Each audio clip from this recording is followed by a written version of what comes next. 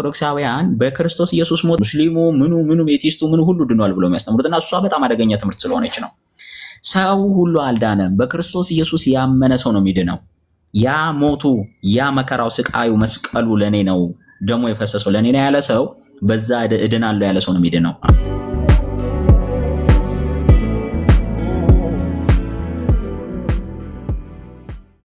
የኢየሱስ ክርስቶስ ሞት በቀራንዮ ላይ የከፈለው ዋጋ ሰውን ሁሉ አድኖ ከዛ በኋላ አሁን ደግሞ እንደ ፍጥርጥራችሁ ሁኑ ብሎን አይነት እንደተወን አድርጎ ነው የሚያስተምሩት። ወይ ደግሞ እኛ በስራችን ሰርተን እንደምንገባ አንደኛ ቀደም ሰው ሁሉ ድኗል ያልከው ስህተት ነው።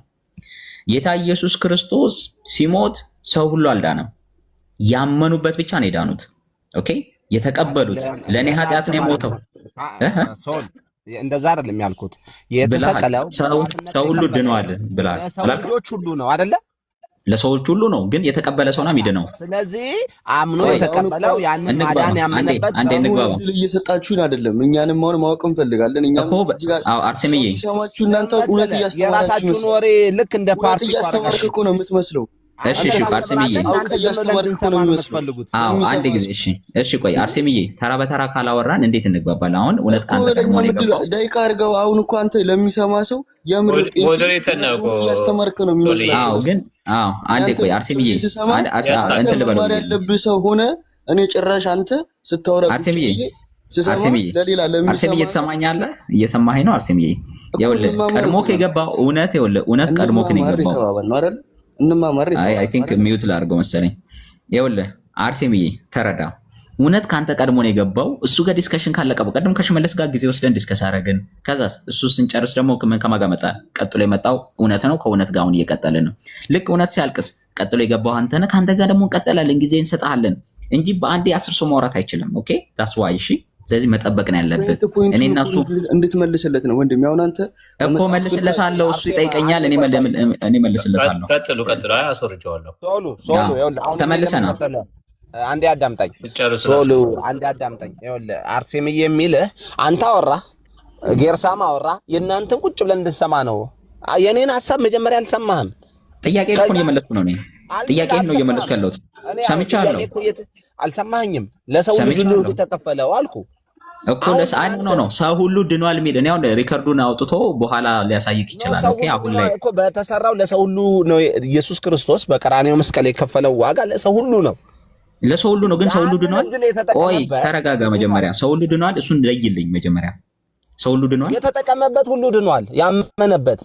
ቴንክ ዩ ቬሪ ማች። በቃ አሁን በቀጠል እንችላለን። ቀጥል። እሺ አሁን ቀጥሎ ጥያቄ ምንድነው? ዓለማ እንዴት ይድንበታል? ስለዚህ ግን መከፈሉ ለሰው ሁሉ ልጆች ነው። እውነት ነው፣ እሱ እውነት ነው። ስለዚህ ከዳነ በኋላ አሁን ለሚያደርገው ኃጢአት የዛሬ 2000 ዘመን ለተከፈለው ዋጋ በዘላለም ስለሚሰራው ጽድቅ ሆኖ ስለሰራልን ዛሬ እሱ ለሁሉ ተከፍሏል። ያመነበት ድኖበታል፣ አለቀ። እሱ ዘላለም ዛሬ ስለሚገል ሰው፣ ዛሬ ስለሚዘርፍ ሰው ያ ነገር ስለዚህ እምነት በጸጋው ያድነናል እያልክ ውሸት በተግባር እያየነው አይናችን ያየነው እግዚአብሔር ያልሆነውን ስራ የሚሰራው ሰው። ስለዚህ ገባኝ። አሁን አንተ በቀደም እኮ ጠየቁት ጌርሳም፣ በፍቅር ነው ወይ ለሰው ልጆች ሁሉ ነው ወይ የምትሰብከው?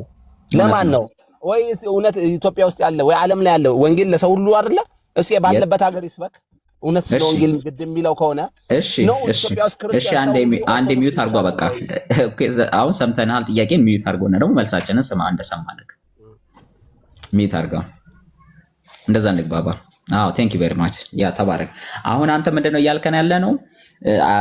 ሰው በክርስቶስ ኢየሱስ አምኖ ይጸድቃል የሚለውን ተቀበልሃል። ያ የዛሬ 2000 ዓመት የተደረገው ለዘላለም የሚሰራው ያ የጽድቅ ስራ ሰው በማመን በዛ ጽድቅ ይድናል። ነገር ግን ዳንኩ ብሎ ኦኬ የሚኖረው እንዴት ነው? አሁን ሰው ቢገልስ ኢማጂነሪ ነገር ነው፣ አይዲያሊስቲክ ነገር ነው እያወራ ያለው። ሰው ሊገል ይችላል፣ ሊዘሙት ይችላል፣ ሊሰርቅ ይችላል፣ ሊያጠፋ ይችላል የሚል ነው እያወራ ያለው። ጭንቀት ከዳነ በኋላ ሰውየው በክርስቶስ እንደሚድን አምናሃል ማለት ነው። አሁን አንተንም እጠይቃለሁ ፐርሰናላይዝ አድርጌ፣ በእርግጥ ቲዮሪ ነው የምታወራው ወይስ በተግባር አንተ በክርስቶስ ኢየሱስ አምነህ የዳንክ ሰው ነህ መጀመሪያ የሚለውን እናወራለን። ከዛ አስቀድሜ ግን ልመልስልህ። ካህኑ ጌርሳምም ሆነ እኛ በፍቅር ነው የምትሰብኩት ብለናል። ኦፍ ኮርስ ለምን መጽሐፍ ቅዱስ እንደሚናገር በአንደኛ ቆሮንቶስ ላይ ኦኬ እኛ የክርስቶስ ልብ ነው ያለን ወዳጄ። ኦኬ የክርስቶስ ልብ ነው ያለን። ሰውን ሁሉ እንወዳለን። ክርስቶስን ሰውን ሁሉ በክርስቶስ ነው የምናውቀው። ሰው ሁሉ ክርስቶስ እንደሞተለት ነው የምናውቀው። ክርስቶስ በመስቀል ላይ የእግዚአብሔር አንድያ ልጅ ንጹህ የሆነው ጌታ እንደተሰቀለለት እንደሞተለት ሰው ነው የምናውቀው። ሙስሊም ይሁን ኤቲስት ይሁን ቡዲስት ይሁን ኤኒባዲ ጥቁር ይሁን ነጭ ይሁን ጎራዳ ይሁን ሰልካካ ኤቭሪባዲ ዊ ላቭ። ለምን እኛ ራሳችን ያለ ኮንዲሽን እግዚአብሔር ወዶናል። ክርስቶስ ነፍሱን ሰጥቶናል። እንደኔው ደግሞ ዋጋ የተከፈለለትን ደግሞ የሱን ደግሞ ፍጡራን እወድለታለሁ። ኦኬ ያ ከአንድ ክርስቲያን የሚጠበቅ ነው። ያለ ፍቅር የሆነ ምንም እምነት የለም። አሁንም አንተም ተወዳለህ፣ ሁሉ ሰውን ተወዳለህ፣ ኦርቶዶክሶችን ተወዳለህ። ስለሚገደሉ ተናገራ። እየታረደ እየተገደሉ በአውራ እውነተኛ አሁን እሱ ሰብጀክቲቭ ነው ወዳጄ። አሁን ሜጀርመንት ያለው ነገር አይደለም እያወራ ያለው ወዳጄ። አንዴ እኔ ኦርቶዶክሳን ይገደሉ የሚል አቋም የለንም። ለምን እንደሚገደሉት ኦኬ አሁን ይሄ የፖለቲካ ሰልፍ ላይ ሄደ እንትን በሉ ምናምን ኦኬ። አሁን ሰው እንዴት ያደርጋሉ መሰለህ? ሰው ይገሉና ሰምዌር የሆነ የፖለቲካል ጎል አቺቭ ለማድረግ በዓለም ያሉ ሰዎች ኦኬ ሰው ይገሉና ከዛ ጩኸት ለማስነሳት የሆነ የሃይማኖት ሴንሲቲቭ ነገር ነው ተብሎ ስለሚታሰብ በሃይማኖት ሰበብ ኦኬ የሆኑ ሰዎችን ገለው ራሳቸው ኦኬ በዛ ጩኸት ውስጥ የሆነ የመንግስት ጋር ያለ እሱ የእናንተ የፖለቲካ ጉዳይ ነው ኦኬ። እኔ ግን ሰውን ሁሉ እወዳለሁ። ማንም በእምነቱ ምክንያት መሞት የለበትም፣ መገደል የለበትም። ምንም ይሄ ክሊር ነው የኛ ምንም ወንጌላውያን እኛ እንኳን አይደለም ሰው እንዲገደል እንትን እንድንል እኛ ራሳችን እስከ ሞት ድረስ ወንጌልን ለመስበክና ዋጋ ለመክፈል የወጣንን በአደባባይ የምንሰደብነን ምንም እኮ ይሄ ክሊር የሆነ ነገር ነው። ግን ወደ ዋናው ጥያቄ ግን ልመልስለት የምፈልገው ወደ ሌሎች ሂዳይ ምክንያቱም ከቦታ ቦታ ነው የሚዘለው። እኔ መጀመሪያ ጽድቅን የሚፈልግ መስሎኝ ነበር። አሁን አስታውቆ ገባኝ። ፖለቲከኛ ነው። እዛ እንትና ቤት የለመዱት እና ቴዲ ቤት የለመዱት አይነት ሰው ነው። እዛ ቆይቶ እዛ ጠጥቶ የመጣ ሰው ነው።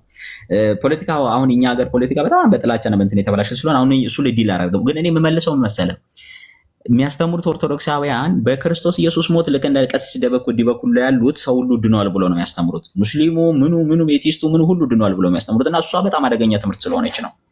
ሰው ሁሉ አልዳነም። በክርስቶስ ኢየሱስ ያመነ ሰው ነው የሚድነው። ያ ሞቱ ያ መከራው ስቃዩ መስቀሉ ለኔ ነው ደሞ የፈሰሰው ለኔ ነው ያለ ሰው በዛ እድናለሁ ያለ ሰው ነው የሚድነው። አንድ እሱ ነው። ሁለተኛው ከዳነ በኋላ ያለውን ጉዳይ ቅድም መልስ ነበረ።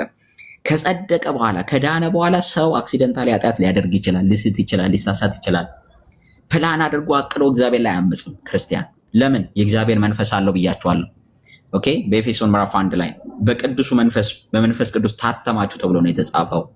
ደግሞ ጌታ ኢየሱስ ክርስቶስም እሰጣችኋለሁ ኦኬ እኔ ሲሄድ እርሱ ይመጣል ብሎ የሚመጣው መንፈስ ደግሞ ወደ እውነት ሁሉ የሚመራ እንደሆነ ጌታችን ኢየሱስ ተናግሯል። ስለዚህ ያ መንፈስ ኦኬ ያ ቅዱሱ መንፈስ ወደ እውነት ሁሉ ነው እንጂ የሚመራን ወደ ሐሰትና ወደ ኃጢአት አይደለም የሚመራ።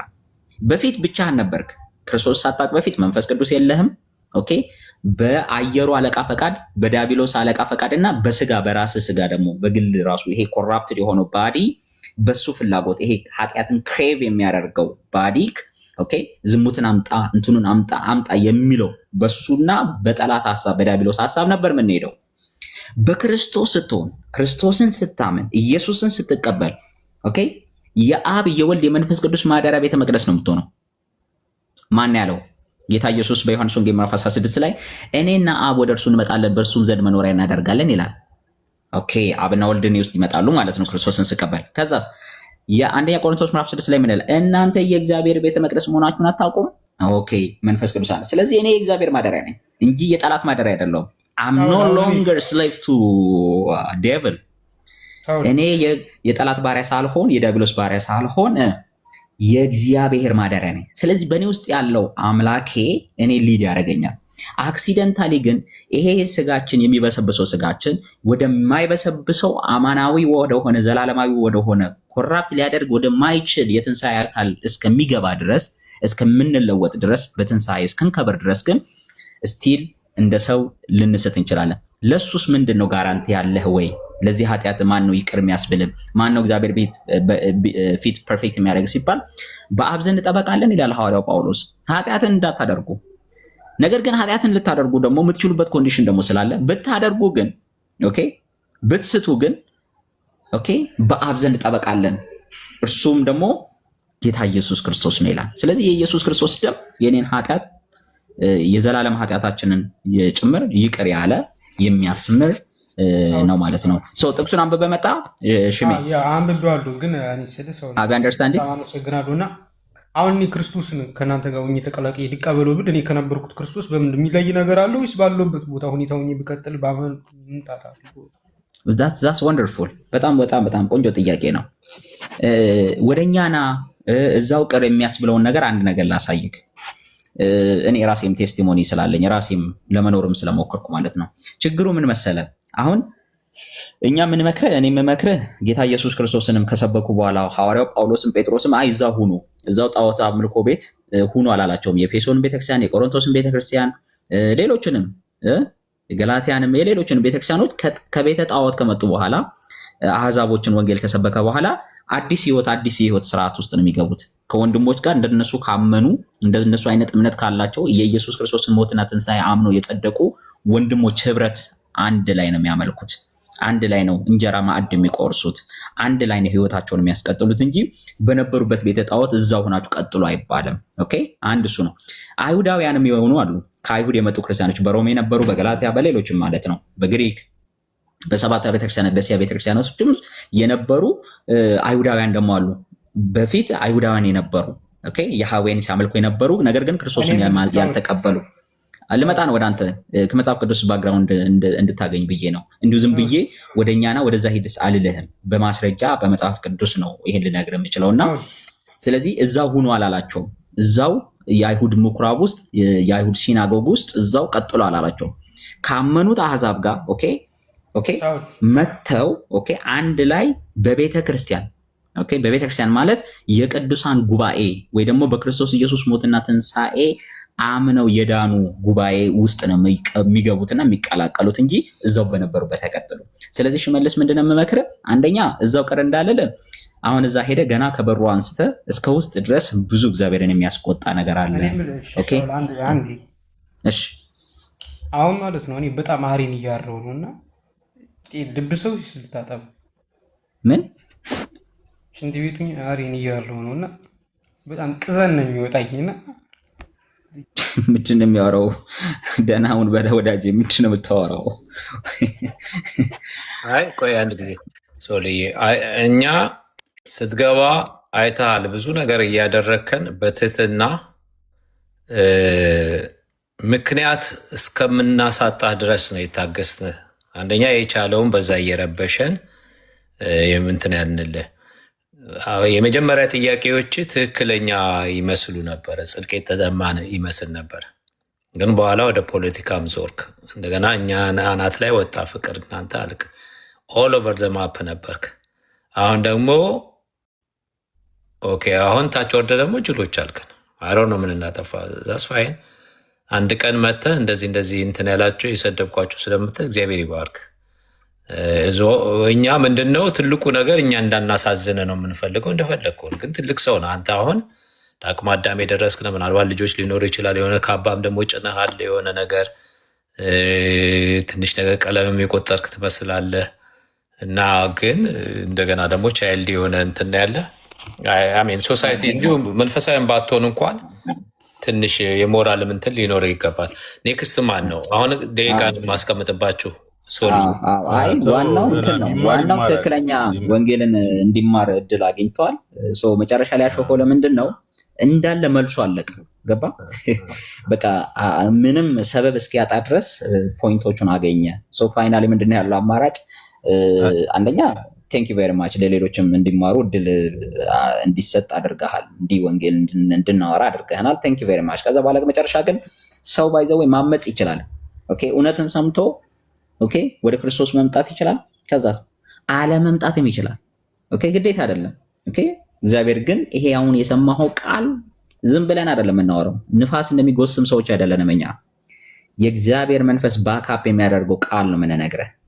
እኛ ባይዘው ላይክ እንዴት ነው ዝም ብለን እንዲሁ እኛ ስለሰበክን ብቻ አይደለም ሰውን ጌታ የሚቀበል ባይዘው ታውቃላችሁ። እኛ የምንናገረውን ቃል ባካፕ የሚያደርገው መንፈስ ቅዱስ ኮንቪንስ ያደርግሃል። አንተን ከኃጢአት ኮንቪክት አድርጎ ይመልሰሃል። ስለዚህ ቃሉ በቃሉ ትያዛለህ ማለት ነው። አንተ አሾፍ ካላሾፍ ከዚህ ሰምባዲ ሊስቅ ይችላል። ምንም አይነት ነገር ሲምባ ቃላብ ነበር የሚቀድመው ወይ ጸጋ? እናንተ ሁለታችሁ ቃላብ አለ። ጸጋ ጠርተዋል። መለሰ ማን ነው የሚቀድመው ከሁለታ? ካሌብ ኦርቶዶክሳውያን ካላችሁ ሀሳብ ነው በስነ ስርዓት ነው። እሺ ሲምባ ሰምተናል፣ ምክርን በኋላ ትሰጠናለህ። አንተ አሁን ስለሆነ የገባው ካሌብ 10 ደቂቃ አስቀምጥልሃለሁኝ ቱ ዘ ፖይንት። ምክንያቱም የቀድሞ ልጅ የትናየት 10 ደቂቃ 10 አታርገው። ቆይ አይደል? እንደዛ ሳይሆን ኮሚኒኬት ነው የምናደርገው ወይስ አጠቃላይ አብረን ስናወራ ነው? ኖ ለምን መሰለህ ደቂቃ ከተሰጣቸው ፕሪሳይዝድ የሆኑ ቱ ዘ ፖይንት ጥያቄዎችን መጠየቅ ይችላሉ። ቅድም አይተሃል አንዴ እዛ ሲወስደን አንዴ እና 10 ደቂቃ ልስጠው በዛ እያንዳንዱ፣ ምክንያቱም እያንዳንዱ ሰው እንዲደርሰው ለመዳን ስለሆነ ጌርሳም እንትን ቢሆን ጥሩ እንዳይሰለች ብዙ ባይሆን እያስገባ ሁሉንም ለማስተናገድ ገባ። 10 ደቂቃ ውስጥ 10 ደቂቃ ይበዛል። 10 ደቂቃ ልስጠው። 7 ደቂቃ 7 አድርገው ነው። እሺ ኦኬ 7 ደቂቃ ጀምሩ። ካሌብ ኦርቶዶክሳዊ ነው ወዳጄ? ራሴን የምገልጸው እኔ ክርስቲያን ብዬ ነው። ኦርቶዶክስ አይደለም። ኦርቶዶክስ ለማለት ቅድም ያሳያችኋቸው በርካታ ቪዲዮዎች ያሉ ሰባኪያን የሚያስተምሩት ትምህርት በጣም መጽሐፍ ቅዱሳዊ ስለሆነ ራሴን ኦርቶዶክስ ብዬ ለመግለጽ ይቸግራል። ኦኬ ግን ኦፊሻሊ አልወጣህም? ከዛ አሁን አትሄድም? ቤተክርስቲያን አትሄድም? የኢትዮጵያ ኦርቶዶክስ ቤተክርስቲያን አትሄድም?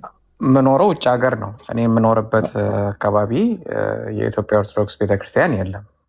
ኦኬ ጥያቄን መቀጠል ትችላለሽ። አመሰግናለሁ። ፊዶ ማይንድ መጽሐፍ ቅዱስ እንደዚህ አሁን አንተ ልክኛ መጀመሪያ ወደ ጌታ ከመምጣታችን በነበርንበት ስቴት ላይ ነው ያለው። እንዲህ እያደረክ እኔ አሁን ለምሳሌ ከኔ ብነግርህ ልክ እንደዚህ አይነት ነገሮች ሬድ ፍላጎችን ካየ በኋላ መጽሐፍ ቅዱስ ነው ማንበብ የጀመርኩት። አክቹዋሊ ቁጭ ብዬ ወደ 3 ወር ነው መደዳ ደግሜ ቤቴ ቁጭ ብዬ ያነበብኩት። አንተ እንደዛ መጽሐፍ ቅዱስ እያነበብክ ነው? በተለይም አዲስ ኪዳን ይቅርታ ሶልጋት አዎ ጌታ ይባርክ። ቀጥሉ ሶልዬ። ቀጥል ቃላ። አመሰግናለሁ። ስሜ ካሌብ ነው፣ ቃላብ ሳይሆን ካሌብ። ችግር የለም። እኔ መጀመሪያ ሀሳቤን ለመጀመር የምፈልገው ቅድም የጠቀስካቸው አስተማሪዎች አሁን በእኛ ጄኔሬሽን ላይ ያለን አምላኪ ወደ ተጣመመ የክርስትና ወይም የመጽሐፍ ቅዱስ ኢንተርፕሪቴሽን የሚነዱ ይመስለኛል። ለምሳሌ ዶክተር ዘበነ ቅድም ያጠቀሳቸው አባ ገብርኤል ሊሆኑ ይችላሉ። የተለያዩ የመዳን መንገዱ ብዙ ነው ምናምን እያሉ በጣም የኃጢአት መንገዱ እንደበዛ ሁሉ የመዳኛ መንገዱ ብዙ ነው። ይቅርታ አድርገልኝ ግን ካሌብዬ ፕሮቴስታንት አይደለም አይደለ? ወይ ደግሞ ወንጌል አማኝ የሚባል እንትን ውስጥ ገብተህ አታውቅም? አላውቅም፣ ግን የፕሮቴስታንት ሰባኪያንን እሰማለሁ። ትሰማለሽ? መዝሙር አዳምጣለሁ። እንግዲህ ያ ፕሮቴስታንት ነው ካስባለኝ እንግዲህ እሱ ሳይሆን ኦፊሻሊ እኛ ክርስቲያን ብለን ሰው የምንወስደው በቃ ኢየሱስ ክርስቶስ ስለ ኃጢአት የሞቷል፣ ኦኬ ከሱ ውጭ መዳን የለም፣ በእርሱ ቤዛነት በኩል የዘላለምን ሕይወት አገኛለሁ ብሎ ሮሜ 10 ላይ ባለው ቃል መሰረት ኦኬ ኢየሱስ ክርስቶስ ጌታ እንደሆነ በልብህ አምነህ ኦኬ በአፍህ ስትመሰክር ያኔ ከዛ ቀን ጀምሮ ያንን ኪዳንና ዓለምንና ሰይጣንን ክደህ ክርስቶስ ኢየሱስን ጌታ አድርገህ የተቀበልክ ቀን ጀምሮ ነው እኛ ኦፊሻሊ ክርስቲያን ብለን ኮንሲደር የምናደርገው። እና እንደዛ አድርገሃል ወይ የሚለውን ለማወቅ ፈልጌ ነው። እሱን ሙሉ ለሙሉ 100% እቀበላለሁ። የመዳኛ መንገድ ኢየሱስ ክርስቶስ ብቻ ነው። ለዚያም ነው ከሰማይ ወርዶ እኛን መስሎ ሕይወቱን የሰጠው። ማመን የሚፈልግ ሰው ሁሉ ማመን የሚችለው ወይም በሩ እሱ ብቻ ነው እያምናለሁ። ያንን እቀበላለሁ። ነገር ግን አሁን በጸጋው አምኖ መዳን የሚለው ነገር ላይ ግን ብዙ ጥያቄዎች አሉኝ። ከጥያቄዎች አንዱ ክርስቶስን የምሰሉ ማለቱ እኛ ለሕግ መገዛታችን እንደሚገባ ኢምፕላይ አደርግም ወይ ብዬ ጠይቃለሁ። ለምሳሌ እኛ ሕጉን ሁሉ አክብረን መጽደቅ እንደማንችል እቀበላለሁ። ከይቅርታ በላይ የሆነ ኃጢአት እንደሌለም እቀበላለሁ።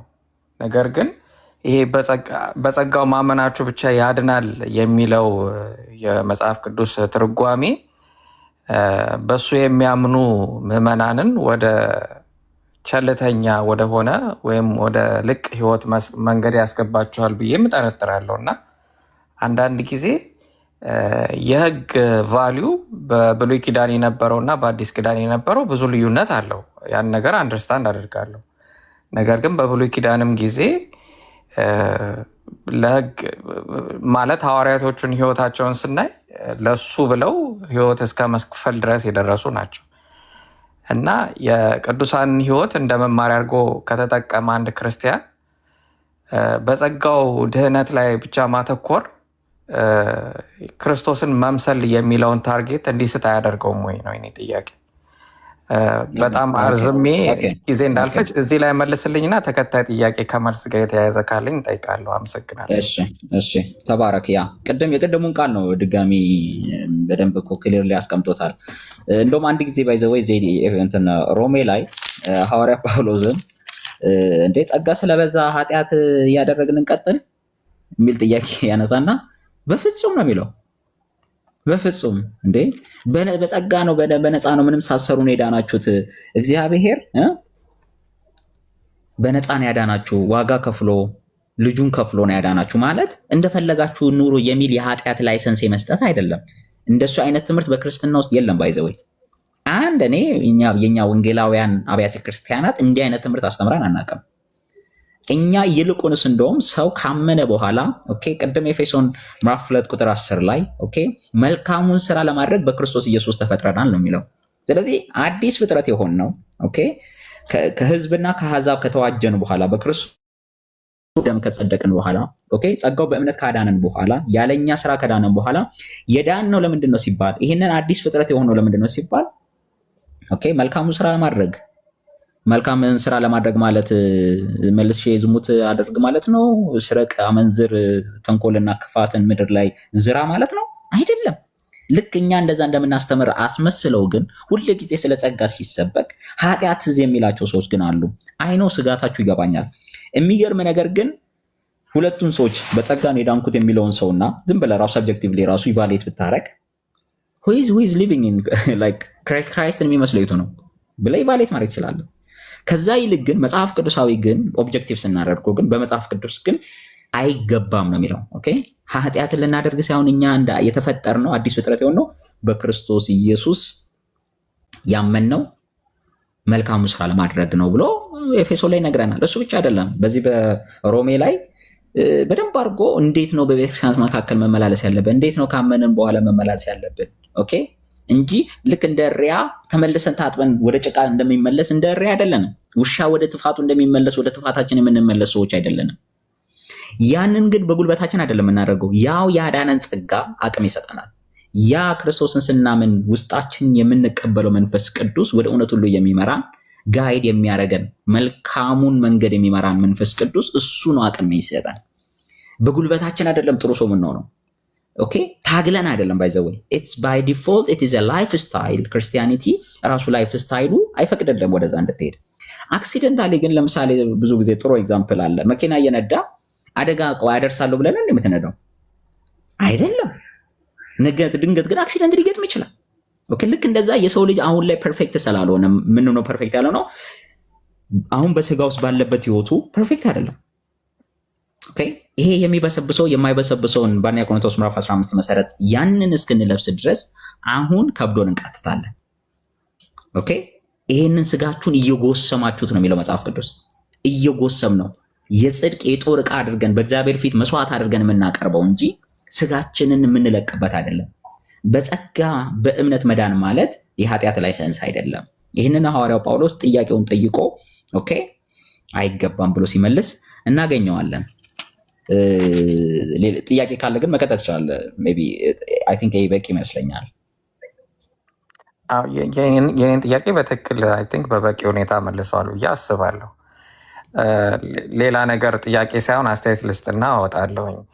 አስተያየቴ ቅድም የጠቀሳቸዋቸው ማለት እንደ ምሳሌ ያቀረባቸው ካህን፣ የኦርቶዶክስ ሰባኪ አስተማሪ የሚባሉ ሰዎች በተሳሳተ መንገድ መጽሐፍ ቅዱስን ለምዕመን እንደሚያስተምሩ ሁሉ ብዙ የፕሮቴስታንት አገልጋዮችን በዛ መንገድ ሲወድቁ አያለሁኝ በተደጋጋሚ። ነገር ግን እነሱን የማረቅ ነገር ላይ የፕሮቴስታንት ሃይማኖት ቤተክርስቲያን አመራሮች ደካማ ምላሽ ሲሰጡ ያለው። በኦርቶዶክስ ሃይማኖት ይሄ ነገር በጣም የበዛ ነው። እንደምታውቁት በፕሮቴስታንት ሃይማኖትም እንደዛ አይነት ነገር በተደጋጋሚ ይታያል። ቅባ ቅዱስ መሸጥ ሊሆን ይችላል። የተለያየ እንደዚህ ስም ጠርቼ መናገር አልፈልግም። ያው እናንተም ሀሳቤ እንደሚገባችሁ አስባለሁ። እንደዛ አይነት ነገር ተደጋግሞ ስለሚታይ በፕሮቴስታንት ሃይማኖት የመጽሐፍ ቅዱስ ትርጓሜ የሚቀበሉ ኦርቶዶክሳውያን ወደዚህ እንዳይጠቃለሉ ገደብ ይሆናል ብዬ አስባለሁ። ያ ነገር ያስፈራል።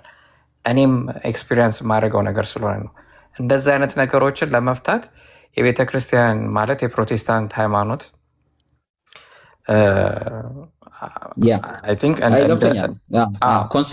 ኮንሰርን ይገባኛል። ምን መሰለህ ግን እኛ ስህተት ነው። ለምንድን ነው እንደዚህ አይነት ማስተካከሎች የማይደረጉት? አረ በደንብ ነው የሚደረጉት እንዴ፣ በጣም እንጂ። እኛ እንደውም ማለት ነው በደንብ አንደኛ እንደውም ኦርቶዶክሳውያንን የምንሞግታቸው እኛ ለምሳሌ ስህተት ስናገኝ መጽሐፍ ቅዱሳዊ ያልሆኑ ልምምዶች ፓስተር የሚሆን ጳጳስ ኤኒባዲ ቢያደርግ ስህተት ነው ብለን እንናገራለን፣ እንቃወማለን። ካውንስላችን ወይ ደግሞ እኛን የሚወክሉ የቤተክርስቲያን መሪዎቻችን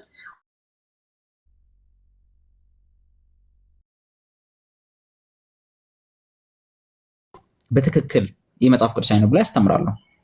ስልክ ገብቶብኝ ነበር ተቆርጫለሁ። አሁን ይሰማል። ኦፊሻሊ እኛ መግለጫዎችን ሰጥተናል። ገብተህ ትሬስ ባክ ማድረግ ይችላል። ዩቲዩብ ላይ ገብተህ ቤተክርስቲያናት በዘይት ምናምን መሸጥ ጉዳይ ላይ የሰጡት አስተያየት ብትል ዩቲዩብ ላይ ቁጭ ብለው መሪዎቻችን የሰጡትን ሀሳብ ማየት ይችላል። እና እኛ የስህተት ልምምዶችንን ሀሰተኛ አስተማሪዎችን በደንብ አድርገን ነው የምንቃወማቸው። አንዳንዶቹ ባይዘው አንዳንዶቹ ላይክ እንዴት ነው መሰለ አመፅ ነው በቃ ሊትራል አመፅ የሚያደርጉ ሰዎች አሉ። እነዛን ሰዎች እንገስጻለን፣ እንቃወማለን፣ አንቀበልም። እኛ ደግሞ ለምሳሌ አሁን ከአሁኑ ገርሳ የሚሄድበት ቤተክርስቲያን ብትሄድ እንደሱ አይነት ነገር አታገኝም። ኦኬ እኔ አሁን የምሄድበት ቤተክርስቲያን እንደሱ አይነት ልምምድ የለም። አየሁ የኛ የሁላችን ወኪሎች አይደሉም። ሚዲያውን ስለያዙት ቲክቶክ እጅ ላይ ስላለ ኦኬ ፌስቡክ እጃቸው ላይ ስለሆነ ገንዘብ ኖሯቸው ቴሌቪዥን ሳተላይት መክፈል ስለቻሉ ነው የወጡትና ህዝብ ጋር የደረሱት። ይቅርታ ለማቋረጥ አይደለም፣ ግን ቅድም የተጠቀሱትም የኦርቶዶክስ መምህራን ብዙ የእኛ መምህራን አይደሉም ብሎ የሚቃወማቸው ኦርቶዶክስ ክርስቲያንም በጣም አለ። ኦን አዘር ሳይድ አይ ብዙ አለ እኔን ጨምሮ። ለምሳሌ ግን በትክክል ደግሞ የኦርቶዶክስ ካህናት ሆኖም ትክክለኛ የመጽሐፍ ቅዱስ ፐርሰፕሽን ያላቸውም አሉ። አቡነ በርናባስን እንደ ምሳሌ መጥቀስ እችላለሁ። ልዩነቱ ላሳየ ግን አንዴ ልዩነቱ ላሳየ። እኛና እናንተ አንደኛ ስትራክቸሩ ይለያያል። አንተ አሁን ግለሰብ ሆነ አንተ አሁን ለምሳሌ አይመቹኝ ምናምን ልትል ትችላለህ። አባ ገብረ ኪዳን ወይ ዘበነ ምናምን የእናንተ ስትራክቸሩ ራሱ አይፈቅድም። ለመሰለ ቤተክርስቲያን በሲኖዶስ ስለሆነ የምትመራው በፓትሪያርኩ እነሱ ስህተት ነው ያላሉትን ግለሰቦች ታች ላይ ቁጭ ብለው ስህተት ነው ብሎ መቃወም አይችሉም። ኦኬ እነሱ ኦፊሻሊ ስህተት ነው ካላሉ አንተ በግል የራስን አቋም ትወስዳለህ ነፍስን ለማዳን ገባ አይደለ? የኛ ግን የሚገርም ነገር ምንድነው ልክ የኛ እላይ ጳጳሳቶቻችን በእናንተ ልክ ሲኖዶስ እንደምትሉት የኛ አመራሮች ካውንስሉ ነው ወይ ደግሞ አብያተ ክርስቲያናት መሪዎቻችን ናቸው ወጥተው የሚቃወሙት። የእናንተን ግን ዘበነንም ይሁን ኦኬ ቆይ ዘበነንም ይሁን አባ ገብረ ኪዳንን አሁን ቅድም የጠቀስካቸውን ሰዎች ቤተክርስቲያኒቱ ኦፊሻሊ መግለጫ ሰጥታ አታውቅም።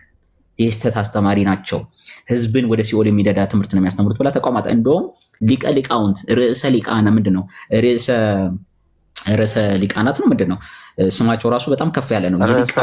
ጳጳስ ሰብሳቢ አይ አይደሉም፣ እንደዛ ሳይሆኑ ጳጳስ አይደሉም፣ መነኩሴ ናቸውና ምን መሰለ ርዕሳነ ምንድነው ብቻ ስማቸው የሊቃውንት ርዕስ ማለት ምንድነው ራስ ናቸው። በቃ ሰብሳቢ የሊቃውንቶች ራስ የሚል ስም ነው ራሱ ያላቸውና ያንን ኦፊሻሊ ገሰጽ አጣቅም። ዳትስ ዋይ እኛ ምስኪኑ ህዝባችን እነሱ እስኪያወግዙ ድረስ መጠበቅ የለበትም።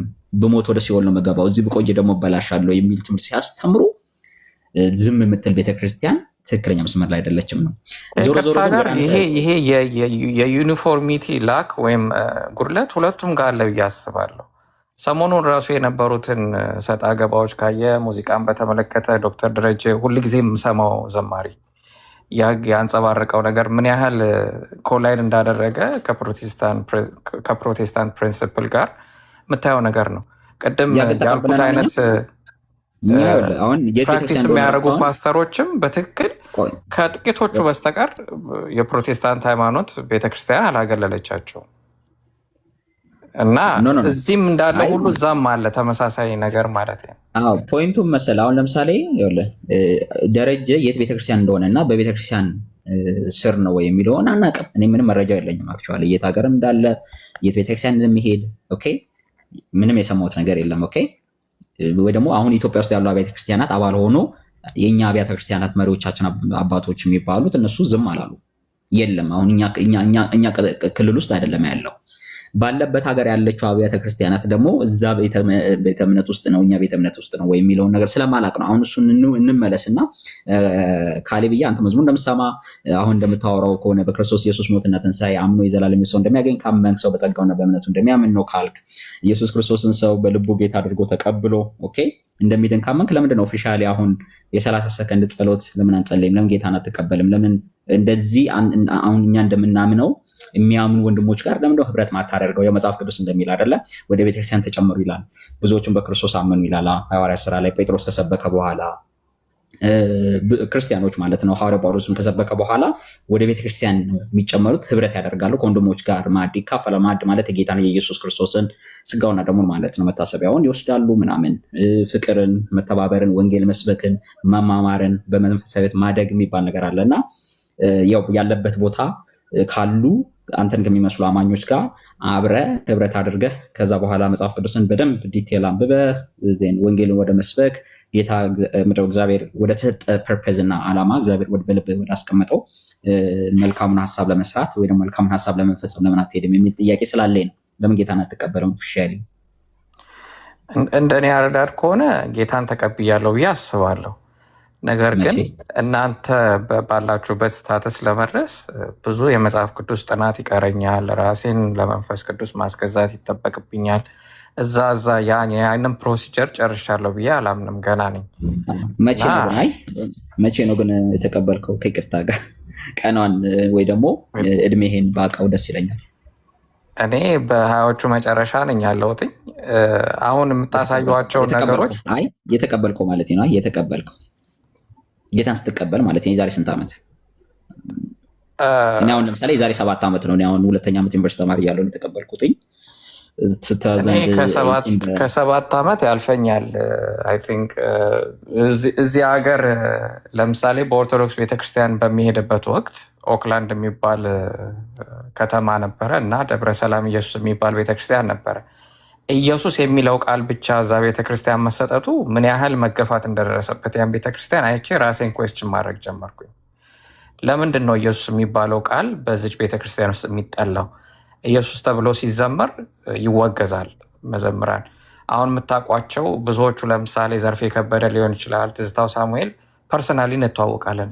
እዛ ቤተክርስቲያን በተደጋጋሚ ይመጣ ነበር፣ እሱም በተለይ እሷም እና እነሱ ላይ የሚደርሰው መገፋት ያሳስበኝ ነበር። ለምን የሚለውን ነገር ያን ነገር በደንብ ኢንቨስቲጌት እያደረኩኝ ስመጣ አሁን የጠቀሳቸዋቸውም ሰዎች በደንብ ቦልድን እየሆኑ እየደመቁ እየመጡ ግን ክርስቶስን እያሉ የሚያስተምሩት እየተገፉ እየተሰደቡ ሳይ መጽሐፍ ቅዱስ ላይ ያለውን ነገር ደግሞ በዛ በመጽሐፍ ቅዱስ መሰረት ደግሞ እነዛን ሁለት አካላት ስመዝናቸው የተወገዙትና የተገፉት ትክክለኛ መጽሐፍ ቅዱሳዊ ሐሳብ እንዳላቸው መረዳት ጀመርኩ። ከዛ በኋላ ነው ወደዚህ እምነት እየቀረብኩኝ የመጣሁትኝ እና ሞር ፋሚሊያር ዊዝ የተሃድሶ እንቅስቃሴ ኦርቶዶክስ ቤተክርስቲያን ውስጥ ያለው በእናሰግድ ሳህሉ የሚመራውን ሁልጊዜ እከታተላለሁ። ግን የፕሮቴስታንት መዝሙሮችን በጣም ወዳለሁ። ጥቀስ ካልከኝ አሁን ለምሳሌ ኪንግደም ሳውንድ በዳዊት ጌታቸው የተመሰረተው መዝሙሮች ሁልጊዜ የምሰማቸው ነገሮች ናቸው እና በጣም ለውስጤ እርካታ ይሰጡኛል። እና ጌታን ተቀብላለሁ የሚል ጥያቄ ከሆነ ጥያቄው አይ ቲንክ ጌታን ተቀብያለሁ ብዬ አስባለሁ። እግዚአብሔር ያውቃል፣ ግን እንደዛ ብዬ አስባለሁ። ብቸኛ ዳኝ እሱ እንደሆነም አምናለሁ። እንግዲህ ግን ለምሳሌ ሁለተኛ ልደት ወይም ፕሮቴስታንት ሲኮን እንደሚያደርገው ጥምቀት እንደዛ አይነት ፕሮሲጀር ውስጥ አልገባሁኝም። ግን በሀሳብ ደረጃ በመጽሐፍ ቅዱስ ሀሳቤ ደረጃ ግን ከእናንተ ጋር በጣም እመስላለሁ። እኔ የዛሬ 7 ዓመት ልክ እንዳንተው ነው የነበርኩት እና አሁን አንተ የነበርክበት ስቴት ላይ እና ግን ኢትኒድ ዲሲሽን ይፈልጋል። ባይ ዘ ወይ ኮሚትመንት እንዴት ነው ኪዳን መግባት ይገባ አይደለ? ልክ ለምሳሌ ሐዋርያ ጳውሎስ ከሰበከ በኋላ አሕዛብ ጥርግ ብለው ወደ ጌታ ነው የሚመጡት። ገባ? ከዛች ሞመንት ኢየሱስ ክርስቶስ ጌታ እንደሆነና አዳኝ እንደሆነ ከገባቸው በኋላ በቃ ህይወታቸው ኮምፕሊትሊ ከዛ ጋር ከነበራቸው የዛኛው የጣዖትና ወይ ደግሞ አይሁዳዊነት ከነበረ ከዛ ሁሉ ተላቀው ወደ ክርስቶስ ነው የመጡት እና ኒድ ዲሲሽን እና ቆርጠ ሀ ብለህ የምትጀምርበት አሁን ለምሳሌ የምታውቀው ይሄ እውቀት ለመዳን የሚሆን ነገር ኤቭሪቲንግ አለ ካንተ and even you are enjoying Christianity እኮ but you need to እንዴት ነው ከዚህ ቀን ጀምሮ ብለህ ግን ኪዳን በቃ ዓለምንና ሰይጣንን ክጃለሁ አሁንም ቅድም ጥያቄዎችን የተወሰኑ ስጠይቅ ለመማማር ሊሆን ይችላል ኦኬ ግን መሰረታዊ የሆኑ ነገሮችን ከተግባባ ለምንድን ነው ኦፊሻሊ ጌታን ኢየሱስ ክርስቶስን እኔ ብትቀበለው ደስ ይለኛል ማለት ልክ ስታወራ ራሱ የዛሬ እንደዚህ ብለህ ታወራዋለህ ገባ ለወንድሞችህ ትመሰክራለህ ለልጆችህ ፊውቸር ወንጌልን ስትሰብክ አንተም ሰዎችን ከሰበክ በኋላ ጌታን ኢየሱስን ኦኬ ከትህትና ጋር ተቀብዬዋለሁ ሙሉ ለሙሉ እሺ ስለዚህ ከሰው ጋር እንትን ነው አይ ቲንክ ታድሶ ውስጥ እንደሱ አይነት ነገር ለመምዱ የለም አላውቅም እንግዲህ ግን እኔ ህብረት እንድታደርግና ከወንድሞች ጋር እንድትገናኝ ነው ጸሎት ማድረግ ከቻልክ ደስ ይለኛል ብንጸልይ ካልሆነ ግን ቅር የሚል ከሆነ ግን አይ ካንት ላስገድድ አልችልም እኔ ጸሎት እንጸልይ ነው ጌታ ኢየሱስ ክርስቶስ ሆይ ብለን እንዲህ እንድንጸልይ ማለት ነው እንችላለን ቴንክ ዩ ቬሪ ማች ጌታ ኢየሱስ ይባርክ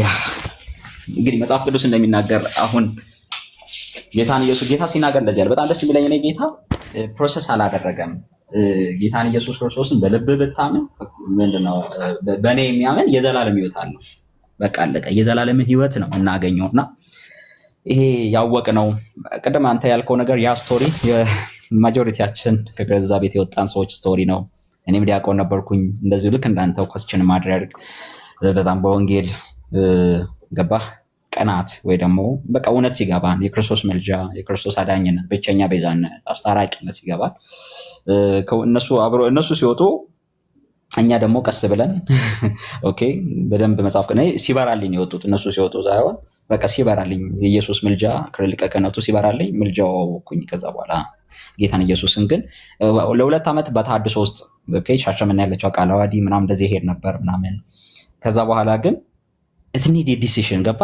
እንዴት ነው በቃ ኮሚትድ ሆኜ ጌታዊ በቃ ከዚህ በኋላ I have to follow you ማለት እንዳለብኝ መንፈስ ቅዱስ ውስጤን ሞላው ማለት ነው ለምን ሐዋርያቱንም ሳይ ጳውሎስን ጴጥሮስን ሳይ እንትን ነው ይሄ እንዴት ነው ውጥት ነው አሁን ጳውሎስ ከወጣ በኋላ ተመልሶ አይሁዳዊነት ጋር ይገባ እዛው እጄ እንደዛው እነሱ መስዬ ምናምን የሚባል ነገር የለም በቃ ኮምፕሊትሊ አዲስ የሆነ ህይወት ከክርስቶስ ጋር የክርስትናን ህይወት እንደ አዲስ ፍጥረት ነው የቀጠለውና ጌታ ዘመንን ይባርክ እንዲህ ብለን እንጸልይ ጌታ ኢየሱስ ሆይ በልስቴ ጌታ ኢየሱስ ሆይ አንተ የህይወቴ ጌታ አዳኝ መድኃኒት ብቸኛ ቤዛ አስታራቂ እንደሆንክ አምናለሁ አንተ የዛሬ 2000 ዓመት በቀራንዮ አደባባይ ላይ ስለኔ ኃጢአት እንደሞትክልኝ በሶስተኛውም ቀን ከሙታን እንደተነሳ አምናለሁ ዓለምን ሰይጣንን እክዳለሁ አንተ ለዘላለም ልጅህ አድርገህ ተቀበለኝ ስሜን በህይወት መዝገብ ላይ ጻፍልኝ አሜን ጌታ ይባረክ አንድ ደቂቃ እጸልይልሃለሁ ሚውት ማድረግ ትችላለህ ጌታ አባቴና መድኃኒቴ ያህዌ ኤሎሂም ኤልሻዳይ ሁሉን ቻይ የሆንኩ አምላካችን ሆይ በልጅህ በክርስቶስ ኢየሱስ ሞትና ትንሣኤ አምነን እንጸድቅ ዘንድ ምህረትን ስላበዛህልን አመሰግንሃለሁ ለወንድሜ ለካሌብ ይህን ምህረትህ ይህ ጸጋ ስለደረሰው ይህ መረዳት ይሄ እውነት ጌታ ሆይ እንዲገባው ቅዱሱ መንፈስህ ስለረዳው አመሰግንሃለሁ በልጅ በኢየሱስ ስም እናመሰግንሃለን በአንድ ሰው ኦኬ ንስሐ መግባትና ጌታን ኢየሱስ ክርስቶስን ማመን በሰማይ መላእክት ፊት እግዚአብሔር ሆይ ደስታ እልልታ ላንተ እንደሚቀርብ እግዚአብሔር ሆይ ዛሬ በፊትህ መላእክት በዚህ በወንድሜ ምክንያት አንተን ስለሚያመሰግኑ ስለዚህ ኮሚትመንቱ ስለዚህ እምነቱ አንተ ፊት ሪጆይስ ስለሚያደርጉ አመሰግንሃለሁ። ክብር ይሁንልህ። ተመስገን ጌታ ሆይ እንወድሃለን። እግዚአብሔር ሆይ ወንድሜን በነገር ሁሉ እንድትረዳው እግዚአብሔር ሆይ የትኛውም የጠላት ሐሳብ ኦኬ የትኛውም የሥጋ ሐሳብ የትኛውም ከዚህ ከጎን ከግራ ከቤተሰብ ከተለያዩ ሁኔታዎች የሚመጡ የጠላት ፈተናዎች ሁሉ እንዳያሸንፉት እግዚአብሔር ሆይ እንዳይቋቋሙት በጌታ በኢየሱስ ክርስቶስ ስም ጸልያለሁ። ምህረትህ ይግነንለት፣ ጸጋህ ይግነንለት። ህልውና ጌታ ሆይ አንተ ሃይማኖት አይደለህም፣ አንተ ቲዮሪ አይደለህም። ጌታ ሆይ አምላካችን አንተ ሕያው አምላክ ሕያውነ ሕያውነትህ ጌታ ሆይ መኖርህ ህልውና ሪል መሆንህ እግዚአብሔር ዕለት ዕለት በህልውና እንድትሞላው ራስን እንድትገልጥለት ራስን እንድታብራራለት ቃልህን እንድታበራለት የቃልህን ደጆች እንድትከፍትለት በኢየሱስ ስም ጸልያለሁ። እግዚአብሔር በስራው በህይወቱ ዘመን ሁሉ እግዚአብሔር ያንተ ሞገስ ያንተ ኃይል ይቅደመው። እግዚአብሔር ሆይ ሞገስ በላዩ ላይ ይሁን። ምን ነካው ይባል ካሌ ምን ነካው ይባል እግዚአብሔር አንተን ያገኘ አንተን እንደሚመስል ካንተ ጋር የዋለ አንተን እንደሚመስል ሐዋርያው ጳውሎስ እኔ ክርስቶስን እንደሚመስል እንዳለው ኦኬ እኔ ኖ ሎንገር አይ but Christ lives in me እኔ ከዚህ በኋላ ሕያው ሆኜ አልኖርም አንተ ግን ኦኬ ክርስቶስ ግን በእኔ ይኖራል እንዳለ እግዚአብሔር ክርስቶስ በሱ ውስጥ እንዲኖር ክርስቶስ እንዲታይ በኢየሱስ ስም ጸልይለታለሁ። እግዚአብሔር ሆይ ምሕረት ይብዛለት፣ በጎነት ይብዛለት፣ ቸርነት ይብዛለት።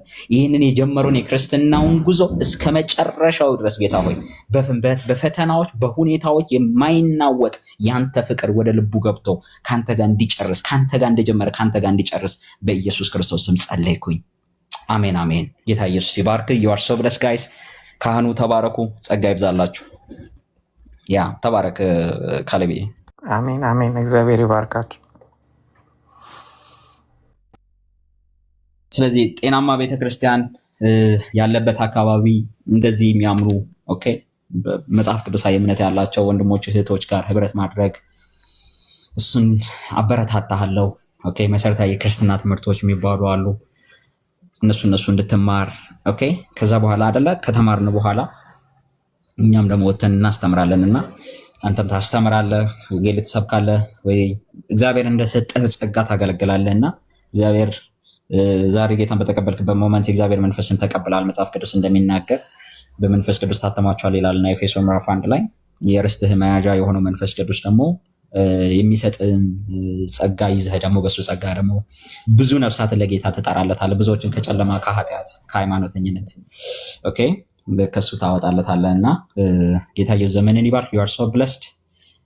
ቀጥሎ ካህኑ ትንሽ ልንቀሳቀስ። ተባረኩ። እሺ ሶልዬ ጌታ ይባርክ። ምንድነው የምታደርገው? ወይ ለእኔ ወይም ለሶል ኢንቦክስ ታደርግልናለህ እና ለሁለታችንም ማድረግ ትችላለህ። የምትፈልገው ፎርዘር የምንረዳ ነገር ካለ እንረዳለን። አሁንም እዛው ነው ያለው ወይስ ሌላ ስቴት ነው ያለው? እዛው ስቴት ነኝ ያለሁትኝ። አሁን በፊት የምኖርበት አካባቢ ኢስት ቤይ ይባላል። ወደ ኦክላንድ አይደለሁም። አሁን ሳክራሜንቶ ይባላል። ወደ ማዕከላዊ ካሊፎርኒያ አካባቢ ነኝ በፊት። ኦክላንድ ወደ ሰሜን ካሊፎርኒያ አካባቢ ነው። እዛ አይደለሁም። ኦኬ አይ ጥሩ። እንትን ኢንቦክስ አድርግልንና እንትን እንላለን። ስልክህንም ኢንቦክስ ታደርግልኛለህ። ፎርዘር ማለት ሰፋ አድርገን አንዳንድ ጥያቄዎችም ስለጠየቅ ሌላም ነገር ካለ እንናገራለን። አይ ሆፕ ከዛሬ ጀምሮ አንዳንድ ለውጦችም ስለጸለየልህ በህይወት ታያለህ። ቀኑንም ጻፈው ዛሬ። አይውሽ እኔ ጌታን የተቀበልኩበት ቀን ኤግዛክት ዴዩን ብጽፈው። በህይወት ፕሮግረስ ነበረ ግን ታየዋለህ። እስኪ ተኝተህ ስትነሳ ምን ያህል ለውጥ በህይወት እንደሚኖር በተለይ እንደዚህ አይነት ነገር እግዚአብሔር የሰጠው ራሱ የተስፋ ቃል ስለሆነ በልብ አምኖ በአፍ መመስከር ከሰዎች ጋር ሰዎች እንዲጸልዩ አብረው እንደዚህ የማድረግ አንዱ ለአንዱ መጸለይ ራሱ እግዚአብሔር የሰጠው ትእዛዝ ስለሆነ ለውጦች በህይወት ይመጣሉ እና ኢንቦክስ አድርግልኝ። እሺ ጌታ ኢየሱስ ይባርክ። ካሌብ እንትን እያጠቃለን እንሄዳለን። ሲምባ ሲምባ አንተ ነው የቀደምከው? አዎ እንዴ እየጠበቅኩ ነበረ። ካኑ ጌርሳም ሰው ሁላችሁም እናመሰግናለን። ያው ካሌብ ለሁለተኛ ጊዜ እዚህ ሆኖ ተቀበለ ይመስለኛል ጌታን። እሺ እኔ አሁን ያው ለመዳን ነው፣ ሁላችንም እዚህ ያለነው ለመዳን ነው። ለመዳንና ለማዳን እኔ አሁን ጥያቄ አሁን ካሌብ ለምሳሌ ያህል ዳነ ነው የሚባለው አሁን ለምሳሌ ያህል ማለት ነው እዚሁ የመጣልኝ ጥያቄ ነው፣ አጭር ብቻ ማለት ነው። ዳነ ነው የሚባለው አሁን ካሌብ ከዳነ በጸጋው ነው ወይስ በእምነት ነው የዳነው? በእምነት ነው በጸጋው ነው የዳነው? አዎ ከካሌብ ላይ አሁን ካሌብ ሲናቸው ባይሆን ጥሩ ካህንዬ ሶሪ በጣም እችን ጥቅስ ለአንብብና ከዚህ በኋላ ስለማልገባባችሁ ጥሩ ጥያቄ ነው የጠየቀው። አሁን ድኗል ወይ እያለ ነው እና ወንድማችን በደንብ የአንደኛ ቆሮንቶስ ምዕራፍ 6 አንድ ጊዜ ባነብለት በጣም ደስ ይለኛል። ቬሪ ኢምፖርታንት ስለሆነ ድንገት ስመለስ ይሄን ቆንጆ ጥያቄ የጠየቀ ቅድም ደግሞ አውጥቼ ላነብ ነበር እና ላንብበው። መጽሐፍ ቅዱስ ጋር ሲምባ 6:9 እስከ 11 እኔ አላስኩም። አንብብ። በጸጋው ነው ወይስ በዛው ላይ ደግሞ በጸጋው ነው በእምነት ነው የሚለው ነገር? አይ እሱን እንግዲህ ቅድም አውርተናል። እምነትና ጸጋ እንደሆነማ አንብበናል። አሁን ይህንን እስቲ ላንብበል። ቪዲዮ ልክፈተውና ካሜራ ላይ ላድርገው። ኦኬ ይኸው አንደኛ ቆሮንቶስ ምዕራፍ 6 ኦኬ ይኸውና ምዕራፍ 6 ቁጥር 9 ጀምራለሁ። ትልቅ ላድርገው ወይስ በደንብ ይታያል? በትልቁ ብታደርገኝ ደስ ይለኛል። በአንድ ጎን አድርገው እስቲ ሙሉ ይሆናል።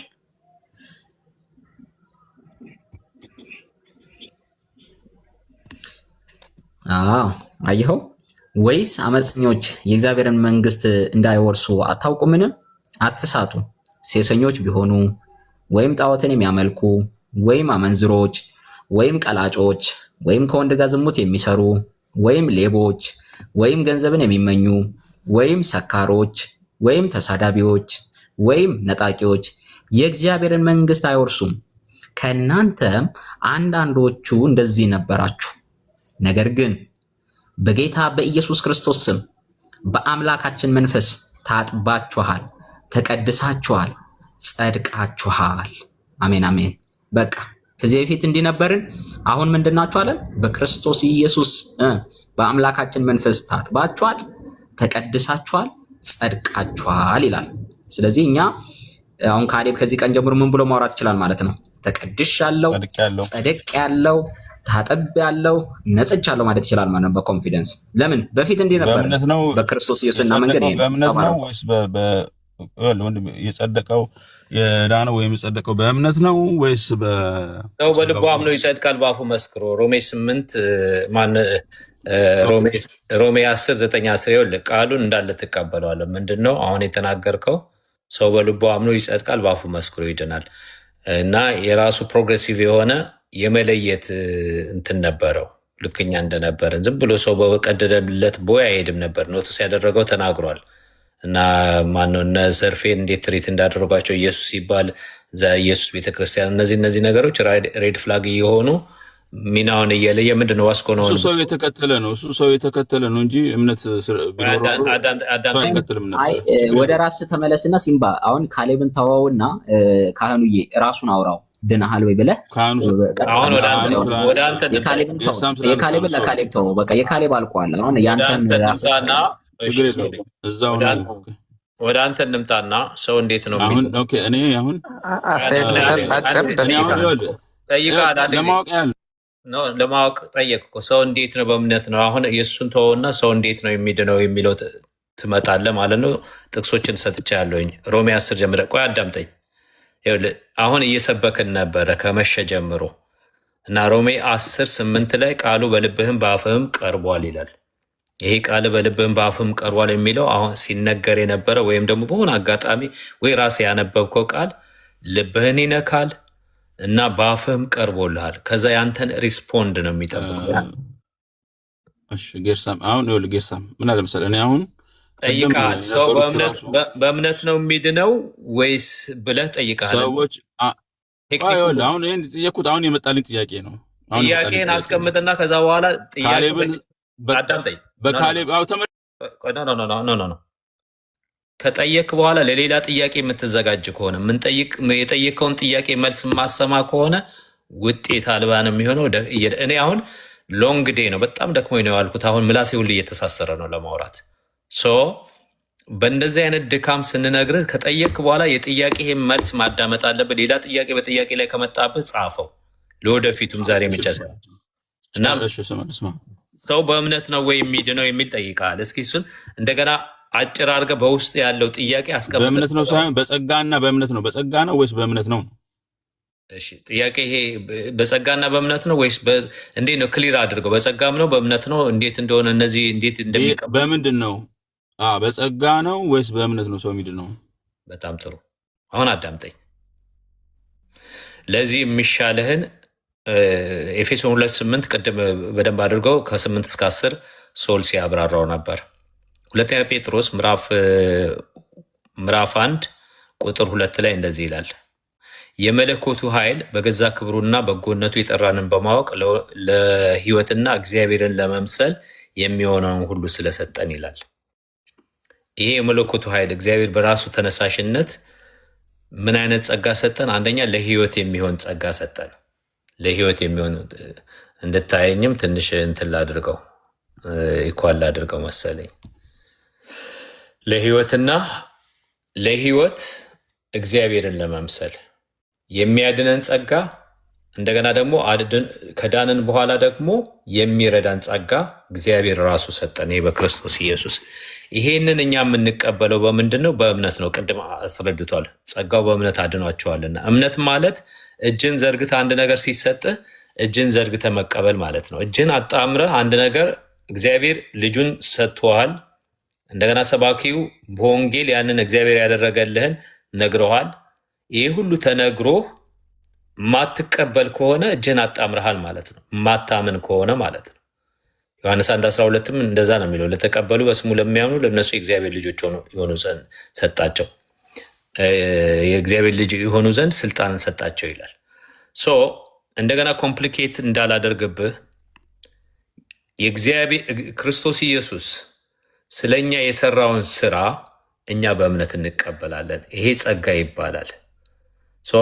ኢየሱስ ክርስቶስ የሰራው ስራ ኢየሱስ ክርስቶስ፣ ምክንያቱም 3 ሶላዎች ሲባል ሰምተሃል። ኢየሱስ ክርስቶስ የሰራውን ስራ 2 ሶላ የሚሉትን እዛ ላይ እናጠቃልላለን። ጸጋው፣ ይሄ ጸጋ በክርስቶስ ኢየሱስ የተሰራ ነው። ሁለተኛ ቆሮንቶስ 5:21 ላይ እኛ በሱ ሆነን የእግዚአብሔር ጽድቅ እንሆን ዘንድ ኃጢአት ያላወቀውን እርሱን ስለኛ ኃጢአት አደረገው ስለሚል በእኛ ምትክ ስለሞተ ይሄ የኔን ኃጢአት እኔ እንዳይፈረድብኝ እኔ እንዳልሞት ሞተሃል ብለህ ይሄ የምስራች ሲነገርህ እሺ ብለህ አምነህ ስትቀበለው ትድናለህ ማለት ነው። ይሄ ነው እና ይሄንን ከልብ ካደረገው በልብህ አምነህ፣ ምክንያቱም መዝሙረ ዳዊት ምዕራፍ 19 ይመስለኛል የአፌ ቃልና የልቤ ሐሳብ በፊቴ ያማረ ይሁን ማለት አንድ ይሁን የምትለው ነገር እውነት ከልብህ አምነህ የምታደርግ ከሆነ ኢሚዲየትሊ ሳልቬሽን በህይወት ይካሄዳል። በመንፈስ ቅዱስ ትታተማለህ። ኦኬ፣ ዳግም መወለድህን ታውቀዋለህ። አውቶማቲካሊ ኃጢአት ጋር የምትታገል ሳይሆን ኃጢአትን የምትጠላ ትሆናለህ። አውቶማቲካሊ እግዚአብሔርን የምትወድ ትሆናለህ። አውቶማቲካሊ እግዚአብሔርን ብቻ ሳይሆን ትላንት ትጠላቸው የነበረ ጴንጤዎችን የምትወድ፣ ባገኘዋቸው የምትል፣ የሰው ልጆችን ሁሉ የምትወድ ፍቅር ወደ ውስጥ በመንፈስ ቅዱስ ይፈሳል ማለት ነው። ለውጥ አለ። እንደዚህ እንደ ሃይማኖተኞች ቦታዎች እንደሚደረገው ሳይሆን ክርስቶስ ኢየሱስን ስትቀበልና ዳግም ልደት ስታገኝ በህይወት ትልቅ የሆነ ለውጥ የሚታወቅህ ለውጥ በህይወት ይመጣል ማለት ነው። ይህን የምታደርገው በእምነት ነው የምትቀበለው። ልጅነትን ማገኘው በጸጋው ነው ወይስ በእምነት ነው ወይስ ሌላ አለ? በጸጋው ነው ወይስ በእምነት ነው? ልጅነትን ማገኘው ክርስቶስ ልጅነትን ከሞቱ ጋር አትድገሙ። በቃ አትድገሙ። እግዚአብሔር ቃል ነው። ችግር የለውም። አይ ማለት ከልብ እንትን ኪሬስ ከሆንክ ችግር የለም። ሌሊቱንም ባድር ችግር የለኝም። ቅድም እንደዛ ብለህ ነው ያኛው ሰድቦ ነው ሄደ። ሌሊቱንም ብናድር ብለህ ነው። አንተ አሁን ጀኒውንነት ይታየኛል። ከአንተ እምነት ነው የሚጠበቀው። እጅ እንደመዘርጋት ነው ብያለሁ። ጸጋው ማለት እግዚአብሔር የሚሰጥ ስጦታ ነው ማለት ነው። ጸጋ ማለት እግዚአብሔር ነፃ ስጦታ ማለት ነው። ያልሰራህበት እርን ያላደረግከው ነፃ ስጦታ በክርስቶስ ኢየሱስ የተሰራውን ስጦታ በወንጌል ስብከት ወደ አንተ ሲመጣ በእምነት ነው። በጸጋው ነው በእምነት ነው አትልም። የሚያድንህን አንተ ህይወትህን የሚለውጠውን የእግዚአብሔር ልጅ የሚያደርግህን ጸጋ አንተ መቀበል የምችለው በእምነት ነው። ጸጋው ከእግዚአብሔር ነው፣ እምነት ከአንተ ነው። ባጭር ቃል እምነት ከአንተ ነው። አንተ ነው ማመን ያለብህ ማለት ነው። ይሄ እምነት እግዚአብሔር ሰጥቶ ነው እንደዚህ የሚባል ፍልስፍና አለ። እሱን ተወውና ከአንተ እምነት ይጠበቃል። ጸጋውን እግዚአብሔር ጨርሶ እንድትድንበት የሚያስፈልገውን ጸጋ ኮምፕሊት አድርጎ አዘጋጅቶልሃል። እንካ ሲልህ ይህንን በሰባኪዎች አማካኝነት ይህን ስትቀበል ትድናለህ። አንድ ቦታ ላንብብልህ ይህን የሚያረጋግጥልህ ኤፌሶን 1:13 ላንብብልህ ወንድም። በዚህ ላይ ደግሞ ይቅርታና የሚቀድመውንም ንገረኝ። ጸጋው ይቀድማል ወይስ እምነት ይቀድማል? በዚህ ላይ በዛው ጸጋው እኮ እንትን ነው። እንዴት ነው መሰለ? ጸጋው ይቀድማል፣ እምነት ይቀድማል ማለት አንድ ነገር ፓኬጅ። አሜሪካ ውስጥ ነው የምትኖረው? ደወሪ አለ ነብረን። ኦኬ ውጭ ታውቀኛለህ አንተ እዚህ ቅርብ? ችግር የለውም። ስልክ ማጠራሩ የኔ ሎካል ይመስላል። እሺ ይኸውልህ ሲምባ ሪንጉ ሎካል ይመስላል እና ይኸውልህ ሲምባ ይኸውልህ ለምን መሰለህ እንደዚህ ያልኩ አማዞን እቃ ሲያመጣልህ ለምሳሌ በር ላይ ነው አስቀምጠውት የሚሄዱት አይደል? በር ላይ በማስቀመጥ ፋንታ የግድ አማዞን አንተ ሰዓት ቀጥሮ በር ከፍተ መቀበል ቢኖርብህ ባትቀበል ይዞት ቢሄድ ኖሮ በር ከፍተ መቀበል አለብህ። አማዞን ያመጣውን ኦርደር ካረከው ኦርደር አድርገህ ሆነ ኦኬ ኦርደር ያደረግከው እንዛስ ፋይን ከአንተ ነው የሚሆነው። እንደው አማዞን ለሁሉም ለአሜሪካ ሬዚደንስ ለ300 ሚሊዮን እንትን ጊፍት አዘጋጅቻለሁኝ፣ ግን በሩ ሲንኳኳ ቤት ካሉ ዴሊቨር የሚያደርጉ ሰዎች ይሰጣሉ፣ አለበለዚያ ግን አይሰጡም ብሎ አዋጅ ቢያወጣ በጣም ቫሉብል የሆነ በጣም ጠቃሚ የሆነ እቃ ነው። ስለዚህ ቤት ትቀመጣለህ። ምክንያቱም ወር ሰርተህ የማታገኘው ነገር አማዞን ጊፍት አዘጋጅቷል። ስለዚህ ትቀበላለህ። በሩ ሲንኳኳ ከዛ ትከፍተዋለህ አይደል? እና እቃውን ትቀበላለህ ማለት ነው። ግን ያን አዋጅ ወጥቶ ቤት ሳትቀመጥ አንኳኩቶ ወረቀት ለጥፎ ስላጣነ እቃውን መልሰናል ብለው ብሄድ አላገኘውም ማለት ነው አይደል? ግልጽ ነው። ትንሽ በደንብ ባያስረዳም።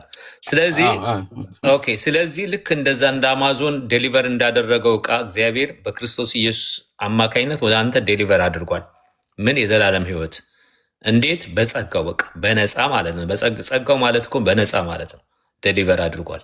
ስለዚህ በር አማዞን ያመጣውን እቃ በርህን ከፍተህ እንደምትቀበል ማመን አለብህ። አንተ ያንን ነገር የአንተ ለማድረግ አንተን እንዲያድን ወደ ህይወት እንዲሰራ ማመን አለብህ እና ስታምን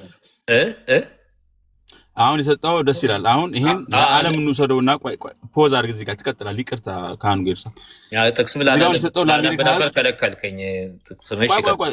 ለሰጠው ጥሩ እንትን ስለሆነች ነው። ይቅርታና አሁን እዚህ ጋር አሁን ክርስቶስ ለዓለም ሞቷል የሚለው ነገር ኦኬ፣ ያ ሁሉ ነገር ተሰጥቷል ለዓለም ሞቷል የሚለው ነገር ያስኬዳል ማለት ነው። አሁን አሜሪካንን እንደሰጠው ሁላ ማለት ነው 360 ምናምን ሚሊዮን የአሜሪካ ህዝብ እንደሰጠው የአማዞን ኤግዛምፕል ለዓለም እንደመስጠት ማለት ነው። ያ በመስቀል ላይ የሞተው የክርስቶስ ስጋ እና ደም ለዓለም ራሱን ቤዛ አድርጎ ሰጥቷል ማለት ነው። ቤዛችን ክርስቶስ ነው የምንለው። ያን አምነህ ተቀብለህ ያ አዳኝ ነው ብለህ ያንን መብላት መጠጣት አለብህ ማለት ነው። ክርስቶስ ራሱ ያዘዘውን ነገር ማድረግ አለብህ አይደለ? አድርጎ ያለው ማለት ነው። ያመነብኝ ስጋዬን ደሜን የበላ የጠጣ ራሱ ስላለ ማለት ነው። የተጠመቀብኝ ያን ሁሉ ነገር ካደረግ ነው የምትድነው፣ ልጅነትን የምታገኘው ነው ወይስ ማመን ብቻ? አንተ በመስቀል ላይ ሞተልኛል ብዬ ካመንኩኝ ቀድኛለሁ የዘላለም ሕይወት ታገኛለሁ ወይስ ሌሎቹን ፓኬጆችን ማድረግ አለብኝ? በዛው ሂድ እንድትሄድበት ነው። ሳልቬሽን ወይ ድነት ኢንስታንት ነው። ሰዎች ናቸው ሎንግ ዌይ የሚያደርጉት። አሁን የጠቀስከው ዮሐንስ 6 ከ1 ጀምሮ በጣም ሎንገስት ቻፕተር ነው። ብታነበው 85% ስለማመን ወደ እሱ ስለመምጣት መዳን ነው የሚናገረው። ግን ከእነሱ ከሞቲቫቸው የተነሳ የበላ የጠጣ ይላል። እዛ ቦታ ላይ ስለ ጌታ እራት ስለ ቁርባን ወፍ የለም። ገና ወይ ገና ወይ በአንደኛ ዓመቱ ነው ወይም በ6 ወሩ ነው በአገልግሎቱ መጀመሪያ። ገና 2 ዓመት ከምናምን ሊኖረው ይችላል። ስለ ጌታ እራት ስለ ቁርባን የተናገረበት ስፍራ ሉቃስ 20 ላይ ወደ ሉቃስ 20 ወደ 10 ይሁን እንደዚህ። ኦኬ ማቴዎስ ሉቃስ 22 ላይ 22 ላይ ማቴዎስ 26 ቆይ አንድ ጊዜ አዳምጠኝ እንደሄደበት ማቴዎስ 26 ነው ስፔሲፊክሊ ሉቃስ እና አንደኛ ቆሮንቶስ ምዕራፍ 11 አንደኛ ቆሮንቶስ ምዕራፍ 10 16 ስለ ጌታ እራት የሚናገሩት እነዚህ ቅድም አሁን ሶላ ያለው ሉቃስ 22 ቁጥሩን ኤግዛክትሊ አላስታውሰም፣ ግን በተለይ ማቴዎስ 26 ኤግዛክትሊ ያስታውሰዋለሁ። እዛ ቦታ ወይም በወንጌላት መጨረሻ እንደ ነገ ሊሰዋ ሲል ሐሙስ ማታ በዘለማድ በሚባለው ምሽት ነው ስለ ቁርባን የተናገረው፣ ስለ ስጋው ስለ ደሙ።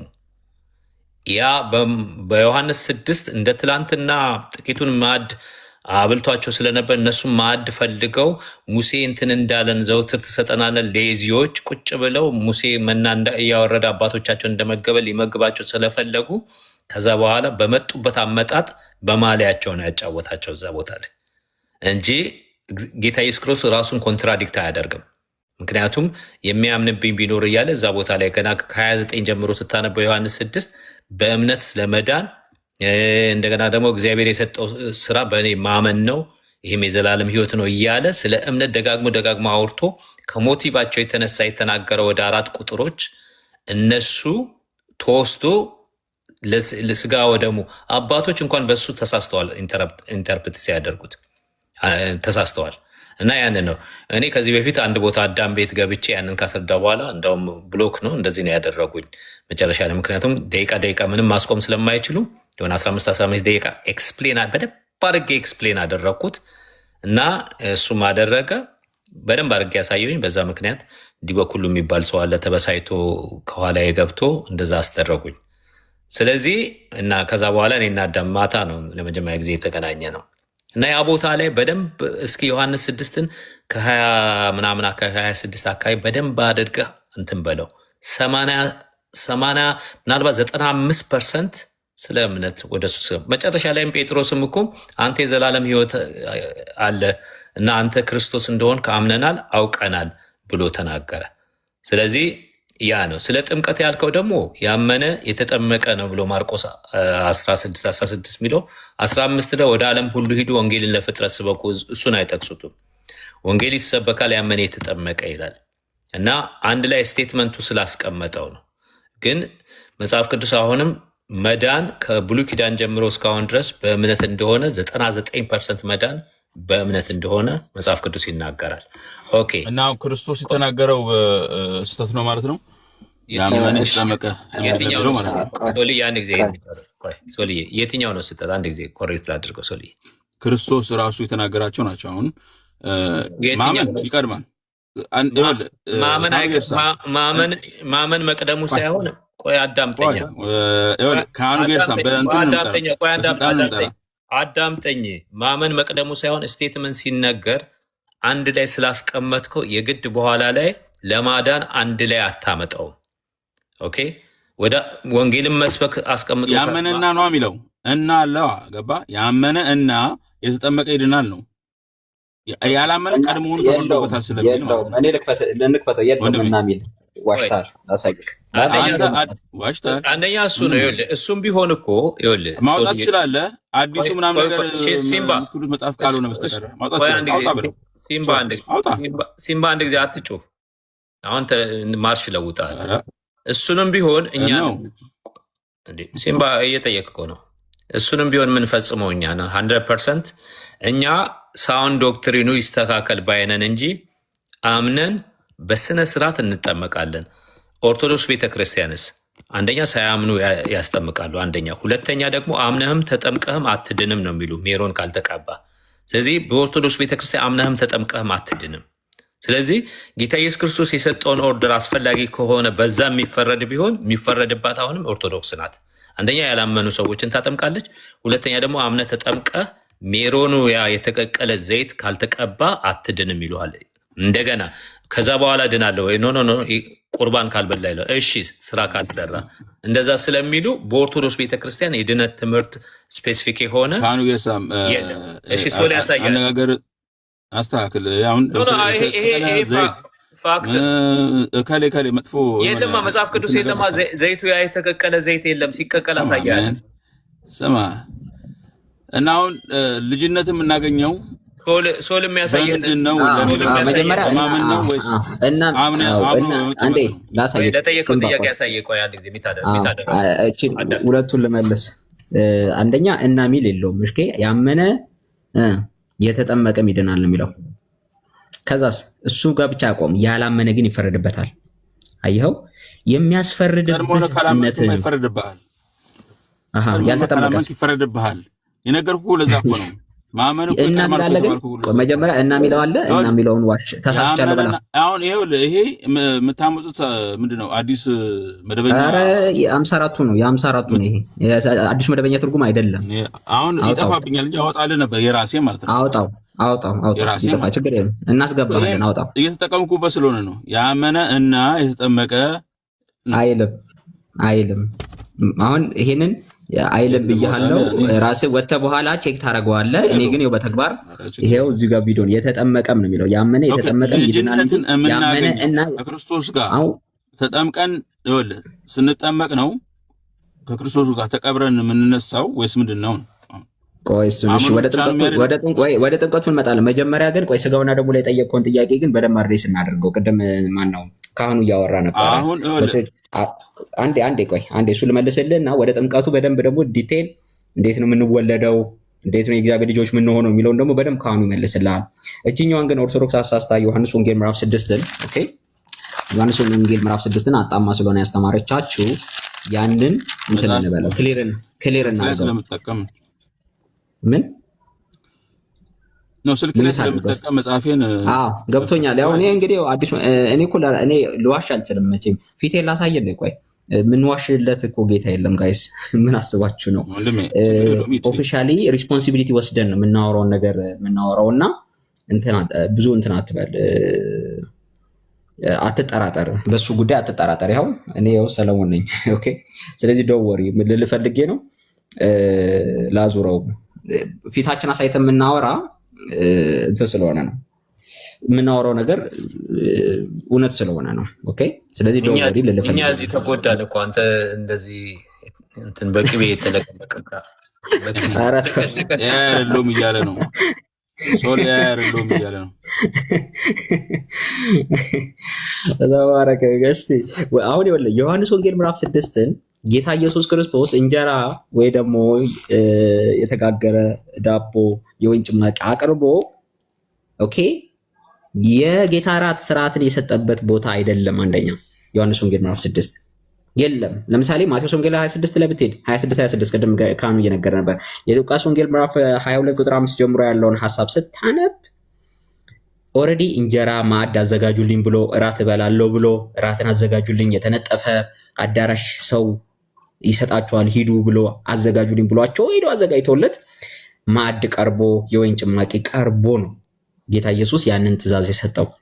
ያንን በተናገረበት ቦታ ላይ ደግሞ የዘላለም ሕይወትን ይህን ስበሉና ስጠጡ የዘላለም ሕይወት ታገኛላችሁ አላለም። ምንድን ነው ያለው ሲባል ይህንን ስታደርጉ ሞቴንና ትንሣኤን ታስባላችሁ፣ ይህንን ለመታሰቢያዬ አድርጉት ነው ያለው። ኦኬ የዮሐንስ ወንጌል ምዕራፍ 6 ግን ኦኬ ዮሐንስ ወንጌል ምዕራፍ 6 ይሁንና ኦኬ ምዕራፍ 6 ግን እያወራ ያለው እታች 53 እና 54 56 ላይ ነው። ስጋዬን የሚበላ ደሜን የሚጠጣ የዘላለም ሕይወት አለው ብሎ የተናገረው። ከቁጥር 30 29 ጀምረ ስታነብ ግን ቁጥር 35 ላይ በተለይ ይሄው ወስጄ ላንብብልህ። መጀመሪያ የተነሳው ራሱ ምክንያቱ ምንድነው ሲባል ምልክት ምን ታሳየናለህ አሉት። ኦኬ ምን ምልክት ታሳየናለህ? አይተን እናምንብህ ዘንድ ምን ምልክት ታሳየናለህ አሉት። እሱን አንድ ጊዜ ላሳይ። ኦኬ ላሳይ። ኦኬ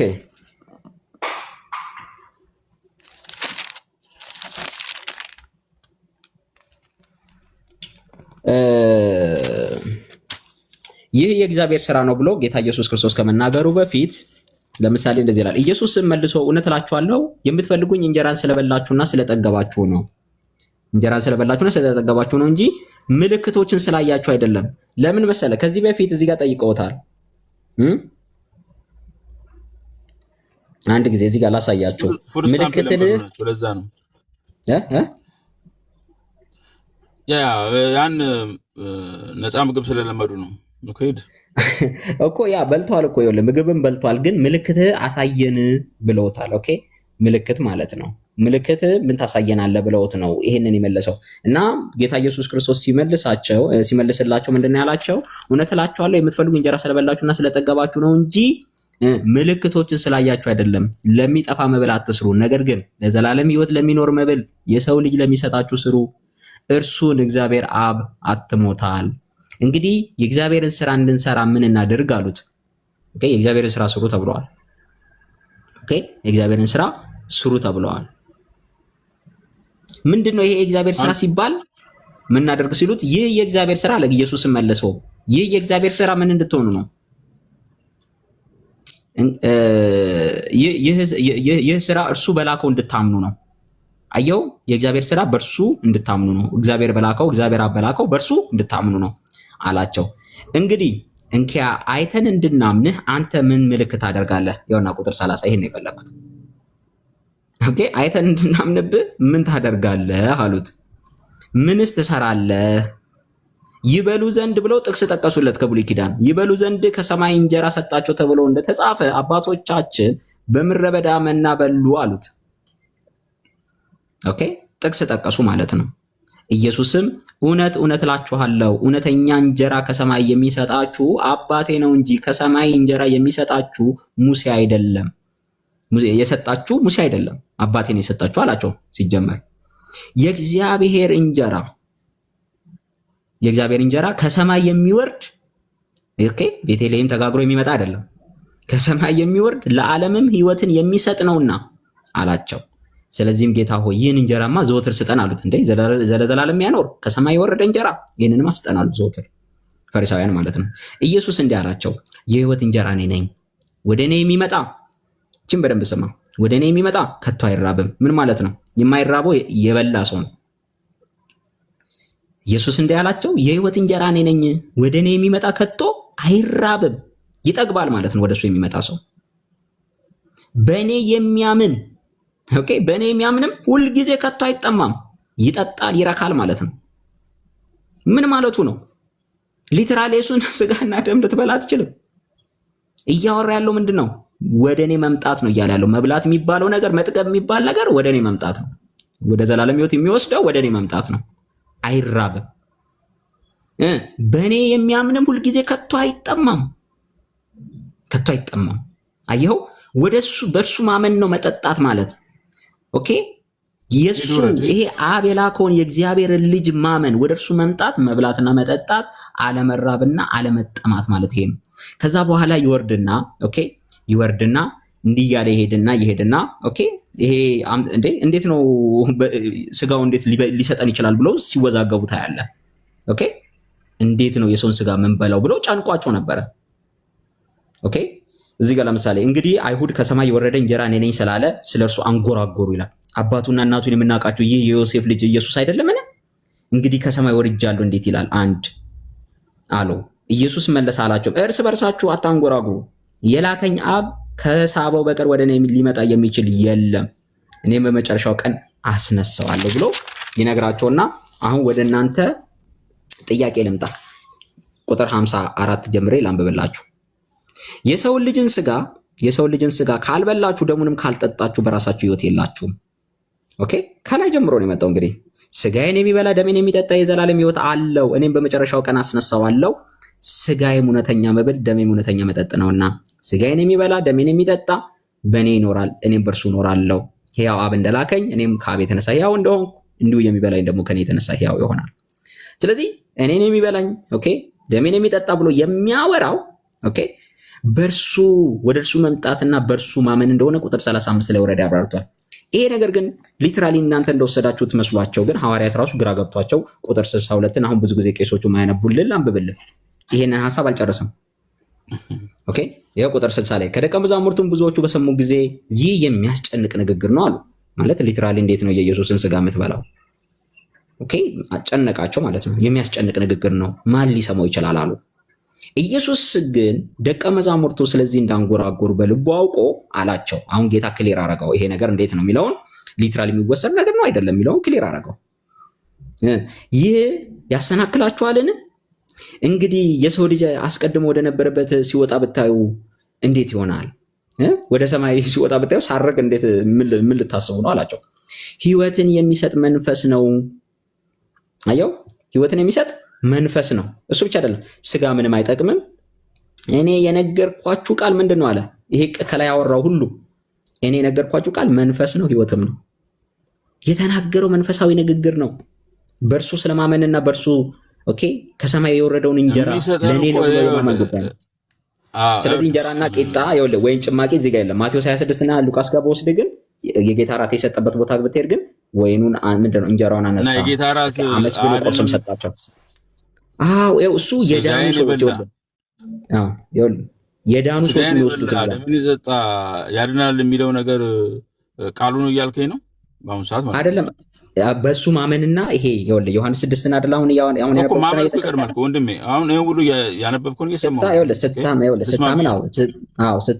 ስታምን በልተሃል ጠጥተሃል ማለት ነው። ኦኬ ከዛስ የጌታ ራት ለምንድን ነው ቃሉ ነው እያልከኝ ነው ማለት ነው። ኦኬ አይደለም በሱ ማመን ወደ እሱ ወደ በክርስቶስ ኢየሱስ ኦኬ ይሄ ከሰማይ የወረደው እንጀራ ለኔ ስጋውንም በልቻለሁ ደሙንም ጠጥቻለሁ ማለት ነው።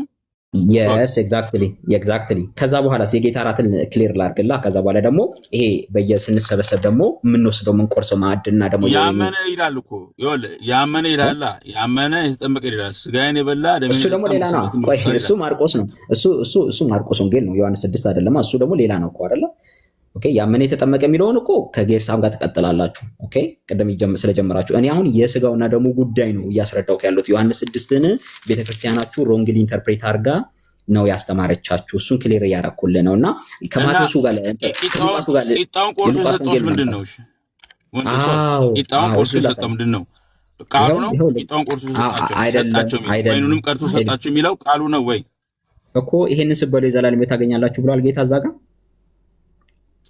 ይኸውልህ ስጋዬን የበላ ደሜን የጠጣ ዮሐንስ 6 ጨረስን፣ ዘጋን። እሱን ከዛ በኋላ ዮሐንስ 6 ነው እኮ እሱ ዘጋን። አሁን ሉቃስ ጋር ይሄዳል። ይኸውልህ አንተ አሁን ሁለቱን እንትን እያልክ ነው፣ እያወጫበርከው ነው። ይኸው ሉቃስ ወንጌል ላይ የተጻፈው ሐሳብ ሌላ ነው፣ የዮሐንስ ወንጌል ምዕራፍ 6 ሌላ ነው። አንተ ሁለቱን አንድ ላይ እየሰፋ ነው። ኦኬ አይጣረሱም። እሱን እኮ ነው የምልህ። እናንተ ነው የምታጣረሱት። ላሳይክ። ይኸው ሉቃስ 22ን ላንብብልህ። ሌላ ነው እያልከኝ እኮ ነው። ቀድም አላነበብኩልህም? በእኔ የሚያምን ወደ እኔ የሚመጣ ከቶ አይራብም፣ በእኔ የሚያምን ከቶ አይጠማም ያለው ማን ነው? ራሱ አይደለም? ስለምን ሲጠየቅ ነው ያንን ያለው? እኔን ይሄን እንጀራ የሚበላ ለዘላለም ይኖራል ሲላቸው አይደለ? ስጠን ሲሉት ይሄው ወደ እኔ የሚመጣ ማለት ነው እሱ። ኦኬ ጠጡ ያልኳችሁ ኦኬ በእኔ የሚያምን ማለት ነው ብሎ ራሱ ነው እኮ ቁጥር 35ን አነበብኩልህ። ግን የእንጀራው ጉዳይ ላምጣልህ። ይሄ አሁን ዕለት ዕለት ቤተክርስቲያን የምንቆርሰው ማዕድና የወይኑ ጭማቂ ምንድን ነው ካልከኝ፣ ያመኑ ሰዎች የዘላለም ሕይወት ያላቸው ሰዎች በክርስቶስ ኢየሱስ አምነው የዳኑ ሰዎች የሚወስዱት መሆኑን ታረጋላችሁ እናንተ ሶል ይቅርታና። አዎ እኛ ሁሌ በየወሩ ሁሌ ለምን የሚለው ላንብብልህ በመጽሐፍ። እሺ ላንብብልህ። ቃሉን አይሰበክም እንዴ? ቃሉ እየተሰበከላችሁ እንደገና ደግሞ ቂጣና ምንድነው ወይኑን እየጠጣችሁ እንዴት ነው አይምታታ? ይሰበካል። በቃ ጠይቀሃል። ቆይ አንድ ጊዜ ቃሉ ይሰበካል። ቆይ ጌርሳም ቃሉ ይሰበካል። ሰምቻለሁ። ለምንድን ነው ቃሉ ይሰበካል? ጀግና ነህ። በዚህ ደግሞ ሚት ታደርጋለህ። ቆይ አንድ ጊዜ ምክንያቱም አንተ ትጠይቃለህ፣ አውቶማቲካሊ በጥያቄ ላይ ጥያቄ እንትን ኦቨርላፕ ታደርጋለህ። ለምንድን ነው የምንበላው? ይጋጫል። ከልብ አዳምጠኝ። አሁን የጌታ እራት አክቹዋሊ ላልዳኑ ሰዎች የተሰጠ ትእዛዝ አይደለም። ሌሊቱን ሙሉ አሳያለሁኝ። አሁን የጌታ እራት ማለት የዳኑ ሰዎች በቤተ ክርስቲያን ውስጥ የሚወስዱት ነው። ቅዱስ ስርዓት ነው። እደግምልሃለሁኝ። አንደኛ ቆሮንቶስ ምዕራፍ 11 ከ22 ጀምሮ ማንበብ ትችላለህ። እንደውም የሚገባውና የገባው ነው የሚለው።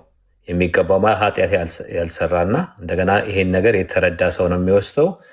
ያንን ነገር ይሄንን ስርዓቱን ሳይጠብቁ መውሰዳቸው የሞቱ የታመሙ እና የደከሙ በህይወታቸውም ነበሩ እና የዳኑ ናቸው የሚወስዱት እንጂ ለመዳን አትወስደውም የጌታ እራት።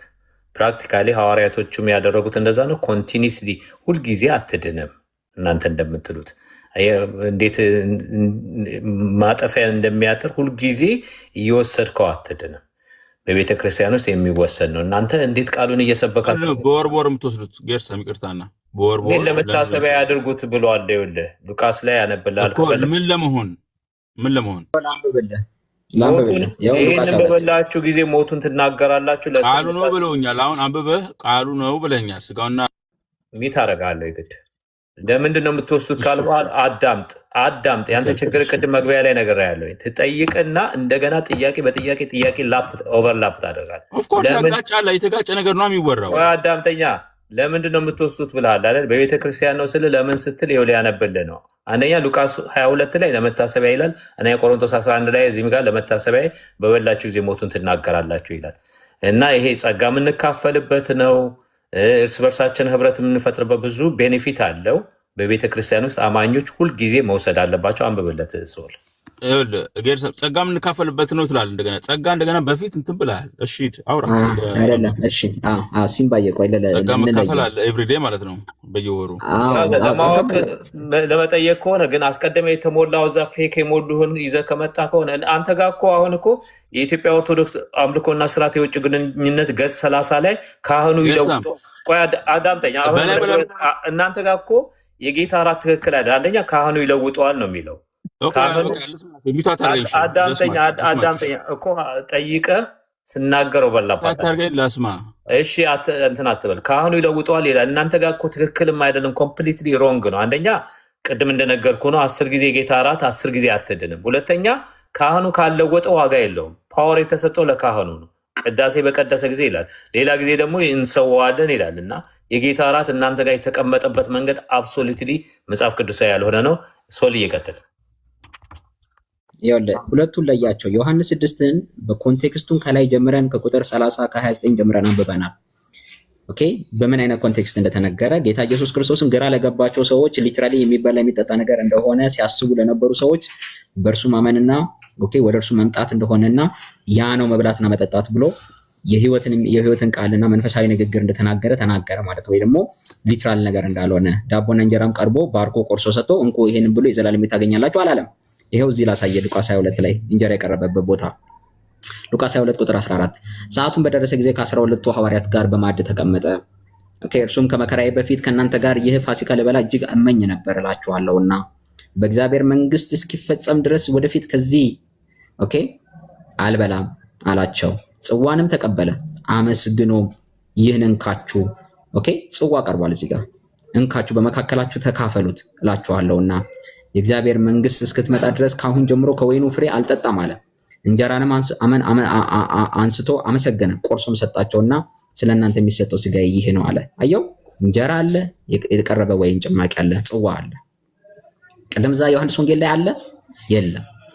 ኦኬ ከዛስ እንጀራንም አንስቶ አመሰገነ ቆርሶም ሰጣቸውና ስለእናንተ የሚሰጠው ስጋዬ ይህ ነው። ይህን ለምን አድርጉት አለ? ይህን ለመታሰቢያ አድርጉት አለ። ኦኬ አለ። ስለዚህ የጌታን የኢየሱስ ክርስቶስን በቀራንዮ ኦኬ ከዚህ ቀን በኋላ የሚቆረሰውን ስጋና የሚፈሰውን ደም ይሄንን መስዋዕትነት ኦኬ ለመታሰቢያ እውነተኛ ደምና ስጋው ነው ወንድሜ። አዎ እያልኩ እኮ ነው። ይኸውልህ ስጋዬ ነው ያለው እንጂ ስጋዬና ደሜ ነው ያለው። ሊትራሊ ተቀይሮ ዳቦነቱን እውነተኛ የሚል አዳምጠኝ። እውነተኛ የሚል ቃሉ ስላላስገባ እውነተኛ አንልም። ስጋዬ ነው ደሜ ነው ስላለ ስጋው ነው ደሙ ነው ብለን እንወስዳለን። እውነተኛ ነው ካልክ ኦኬ ያ እኛ ስንወስደው እኮ ይለወጣል ማለት ነው። እኛ እኮ ህብስት እየበላን ነው ወይን እየጠጣን ነው አንልም። ስጋና ደሙን እየበላን ነው እየጠጣን ነው እንላለን። ያንን እንደዛ እንላለን። ግን እውነተኛ የሚለው የተቀጸለለት ነው። እውነተኛ የሚል አታገኝም። የዘላለም ህይወት ያሰጣል። ኦኬ አሁን ይሄ አላለማ ጌታ ይኸውልህ ጌታ አላለም። ያው የዘላለም ህይወትማ የሚያሰጠው ዮሐንስ 6 ላይ ነገረ እኮ ይሄ በእምነት የምትቀበለው ጌታ የተቆረሰልን ስጋ እሱን በእምነትና ወደሱ በመምጣት የምትቀበለው ጌታ ኦኬ እሱን በእምነት የምትበላው የምትጠጣው እሱን የዘላለም ህይወት የሚሰጥ ይሄ እኮ ሁሌ የምታረገው ነው እኮ ሞቱንና ትንሣኤውን ለማሰብ ሁሌ ነው ለመታሰቢያ ያድርጉት ብሏል። ሁሌ እያሰብን ያንን ኦኬ የተቆረሰልንን የፈሰሰልን የኢየሱስ ክርስቶስ ስጋና ደም ኦኬ ምን ይሰጣል? እሱ አሁን ስጋና ደሙን ምን በላው ለምንድን ነው? ምንድን ነው የሚሰጠው? ምንድን ነው ጥቅሙ? በረከት። ምን አይነት በረከት? ይሄው ላሳይህ። አይ በረከቱ ይሄና እንዲህ ነው እንደ ነው ተብሎ አልተጻፈም። የሐዋርያው ጳውሎስም ሲያብራራ ይኸውልህ አንደኛ ቆሮንቶስ ምዕራፍ 10 ላይ ሄደን እናንብበው። የበረከት ጽዋ ነው የሚለው፣ የበረከት ማዕድ ነው የሚለው። ኦኬ ከዚህ ተካፈሉ። ዋናው ጎል ግን ምንድን መሰለህ? ዋናው ነገር የኢየሱስ ሞትና ትንሣኤ ማሰብ ነው። ጌታ ያለን አስቡኝ ነው፣ መታሰቢያዬ ነው ያለው። ይሄንን ደግሞ እኔ አይደለሁም ደስ እንዳለኝ የተረጎሙ። አንድ ጌታ ለምሳሌ ለመታሰቢያዬ ሲል ሐዋርያቶቹ እንዴት ተረጎሙት? ቄሶቹ እንዴት ተረጎሙት? ወይ አንድ ፓስተር እንዴት ተረጎሙ? አይደለም ሐዋርያው ጳውሎስ ይኸው ምዕራፍ 10 እናንብበው። እሱ ራሱ ለምን አደረጉት ነው ያለ ላንብብልህ። የምንባርከው የበረከት ጽዋ ከክርስቶስ ደም ጋር ህብረት ያለው አይደለምን? የምንቆርሰውስ እንጀራ ከክርስቶስ ስጋ ጋር ህብረት ያለው አይደለምን? አንድ እንጀራ ስለሆነ እኛ ብዙዎች ስንሆን አንድ ስጋ ነን፣ ሁላችን ያን አንዱን እንጀራ እንካፈላለንና እያለ በእስራኤል ጋር ደግሞ በስጋ የሆነው እስራኤል ደግሞ እንደዚሁ ህብረቱን ከክርስቶስ ጋር ህብረት ከሌለ ትድናለህ። ጌርሳም የምትድነው ስታምን ነው። አምነህ ትድናለህ ብራዘር። ማመን አለ። ኦኬ ማመን አለ። ያ ከጽዋው ካልተቃደስክ ህብረት አለ፣ ትድናለህ። በዚህ አኳያ አይደለም ህብረት ስላለን እኮ ነው። ህብረት የሌለው ይድናል። ከክርስቶስ ጋር ህብረት የሌለው ይድናል። ወዳጄ የዳነ ሰው ነው እኮ መንግስተ ሰማያት ይገባል። አሁን ካነበበው አዳምጠኝ። ይሄ እኮ ይሄ የምንባርከው ደግማ አንብበው። አዳምጠኛ። አሁን ነበብከው እኮ ላነበው ነው። በቃ ከጠየቅ በኋላ አዳምጣ። አሁን አንተ ስጠይቅ እኮ ለመልስ ነው የምዘጋጀው እና ላስወርደ ነው ሪቴት እያደረገኝ ከጠየቅ በኋላ አትደራረግ። ይቅርታ ጌርሳም ይቅርታ። አሁን ይሄ በቀደሙ ህብረት ሳይኖረን ገና አላመጣሁም። እሺ የራሴ የገባሁበትን ጥያቄ ገና አላመጣሁም። አዳምጠኝ። ህብረት አስወርደኝ እፈልጋለሁ። እሺ ከጠየቅ በኋላ አትደጋግም። እኔ የመጀመሪያ ገና ስተኩሰው አገኛለሁ መልስ ልሰጥ ስትዘጋጅ አውቶማቲካሊ ልክ ይሄ ምንድነው እንደሚያደርግ አትሆን። የምንባርከው የበረከት ጽዋ ከክርስቶስ ደም ጋር ህብረት አለው ይላል እንጂ ልክ ላንብብልህ። የምንባርከው የበረከት ጽዋ ከክርስቶስ ደም ጋር ህብረት ያለው አይደለምን? የምንቆርሰው እንጀራ ከክርስቶስ ስጋ ጋር ህብረት ያለው አይደለምን ይላል እንጂ ይህንን ኦፍኮርስ እናገኛለን። ግን አንተ ይሄን ያነበብነው በዚህ በኩል ህብረት እናደርጋለን ማለት እንዴት አድርገን እንደፈታው አላውቅም። ህብረትማ ኤፌሶን 1:13 ላይ ክርስቶስ ኢየሱስ በተቀበልን ጊዜ you were included in Christ ይላል። ክርስቶስን ስትቀበል ወደ አካል ውስጥ አንደኛ ቆሮንቶስ 12:13 እንደገና ይናገራል። ወደ አካል ውስጥ መንፈስ ቅዱስ ያጠምቀሃል፣ ወደዛ ውስጥ ይከተሃል። ህብረት የምትጀምረው እዛ ነው እንጂ እዚህ ስለበላህና ስለጠጣ ህብረት አትጀምርም። ኦልሬዲ በህብረት ውስጥ ነው፣ በአካል ውስጥ ነው ያለው። አዳምጠኝ። የአካል ውስጥ ብልት ሆነሃል። ራሱ ክርስቶስ ኢየሱስ ነው። ከክርስቶስ ኢየሱስ የሚፈሰውን በረከት ታገኛለህ። ኦልሬዲ ህብረት ጀምረሃል። ኦኬ እንጂ በየጊዜው በእንትን በምታደርጋቸው ጊዜ በየጊዜው እነዛ የሚያድኑ በየጊዜው ህይወት የሚሰጡ አይደሉም። በረከት ነው የሚለው የበረከት የምንባርከው የበረከት ጽዋ ነው። በዚህ ውስጥ ሚንስ ኦፍ ግሬስ ነው የምትቀበለው። በረከት አለ፣ ለብርታት፣ ለህይወት ጥንካሬ፣ ለቅድስና እንደገና ደግሞ ለብዙ ነገር መንፈሳዊ ቤኔፊት ይሰጥሃል። ግን የዳኑ ቅዱሳን ናቸው የሚወስዱት እንጂ የጌታ እራት አንተን አያድንህም። ስለ ዳንክ ለምን አስፈለገ? ያልዳነ ሰው መውሰድ የለም። ህብረት የሌለው ከክርስቶስ ጋር ህብረት የሌለው ሚድን ከሆነ ኦልሬዲ እዛ ጋር የመዳን ጉዳይ ተቀርቅሮ በኋላ ያድናል ተብሎ ስለተቀረቀረብህ እሱን ነው አሁንም እንደዚህ የምታመጣው ያለው እዚህ ጋር የቀረቀሩ አልወጣማ። ህብረት ከሌለ ትድናለህ ወይ ነው? ከአሁን ጌርሳም ህብረት ከሌለ ትድናለህ ወይ ነው እኮ። ህብረት እኮ ክርስቶስን ስትቀበል ለአንብብ አንድ ጊዜ ወደ አንተ ይመጣል። ቆይ አሁን ያነበብከውን ነው ቆይ ህብረት እንዴት እንደምጀምር አንድ ጊዜ ሚት አድርግ። የአንተ ድርሻ መጠየቅ እንጂ መመለስ አይደል። አንተ የምትፈልገውን አይደለም የምጠይቀው። አንተ ህብረት ሳይኖርህ ትድናለህ ወይ አልከኝ። ህብረት እንዴት እንደምታገኝ ላንብብልህ። ኤፌሶን 1:13 እንደዚህ ይላል፣ እናንተም ደግሞ የእውነትን ቃል ይኸውም የመዳናችሁን ወንጌል ሰምታችሁ ደግሞ በክርስቶስ አምናችሁ በተስፋው መንፈስ በመንፈስ ቅዱስ ታተማችሁ ይላል። ይህም የርስታችሁ መያዣ ነው ይላል። ይሄን ጊዜ ነው ህብረት የጀመርከው። እንግሊዝኛው ምን ይለዋል መሰለ? አዳምጥ። በመንፈስ ቅዱስ ነው የምትታተመው። እሺ እኔን ልጠይቅሽ። አዳምጥ ልጨርስ። አሁን የመጨረሻ ላስወርደ ነው። በቃ አለቀ። እኔ እያካፈልኩ እያለ መልስን እየመለስኩ እያለ ኦቨርላፕ አታድርግ። ስርዓትም አይደለም አንዱ ነው የሚያደርግ ነው። ላስወረደ ነው። እኔ አምታ ደክሞኛል። ከቅድም ጀምሮ በጣም ነው የታገስናችሁ። እንዴት ትጠይቃለህ? በትህትና እናስረዳሃለን። መልስን ሳዘጋጅልና መልስን ስመልስልህ አፋፌ ላይ ትላለህ። ይሄ ትክክል አይደለም። ይቅርታ። እሺ ካህኑ አንደኛ አንተ እኮ አስቀድመህ በተሞላብህ ያንን ስላለቀቅ በዛ መነጽር አስቀድመህ ባደረግከው መነጽር በኩል ነው እኮ ጥያቄያችንን እንትናን እየመለስክ ያለው። ግን ያንን ደርድረህ እየጻፍክ እኛ የምንመልሰውን እየጻፍክ ብትሰማን ኖሮ እስካሁን መልሶች ሁሉ ተመልሰው ነበር። አንደኛ የዳነ ሰው በቤተ ክርስቲያን የሚወስደው ነው ብለን ጥቅሶችን ጠቅሰን አነበብንልህ፣ ልትቀበል አልቻልክም። አሁንም እዛው ነው ያለው። ተመልሰው ወደዛ። ኦኬ ላንብብልህ። 13 እንደዚህ ይላል። ስለ ህብረት ነው የምነግርህ።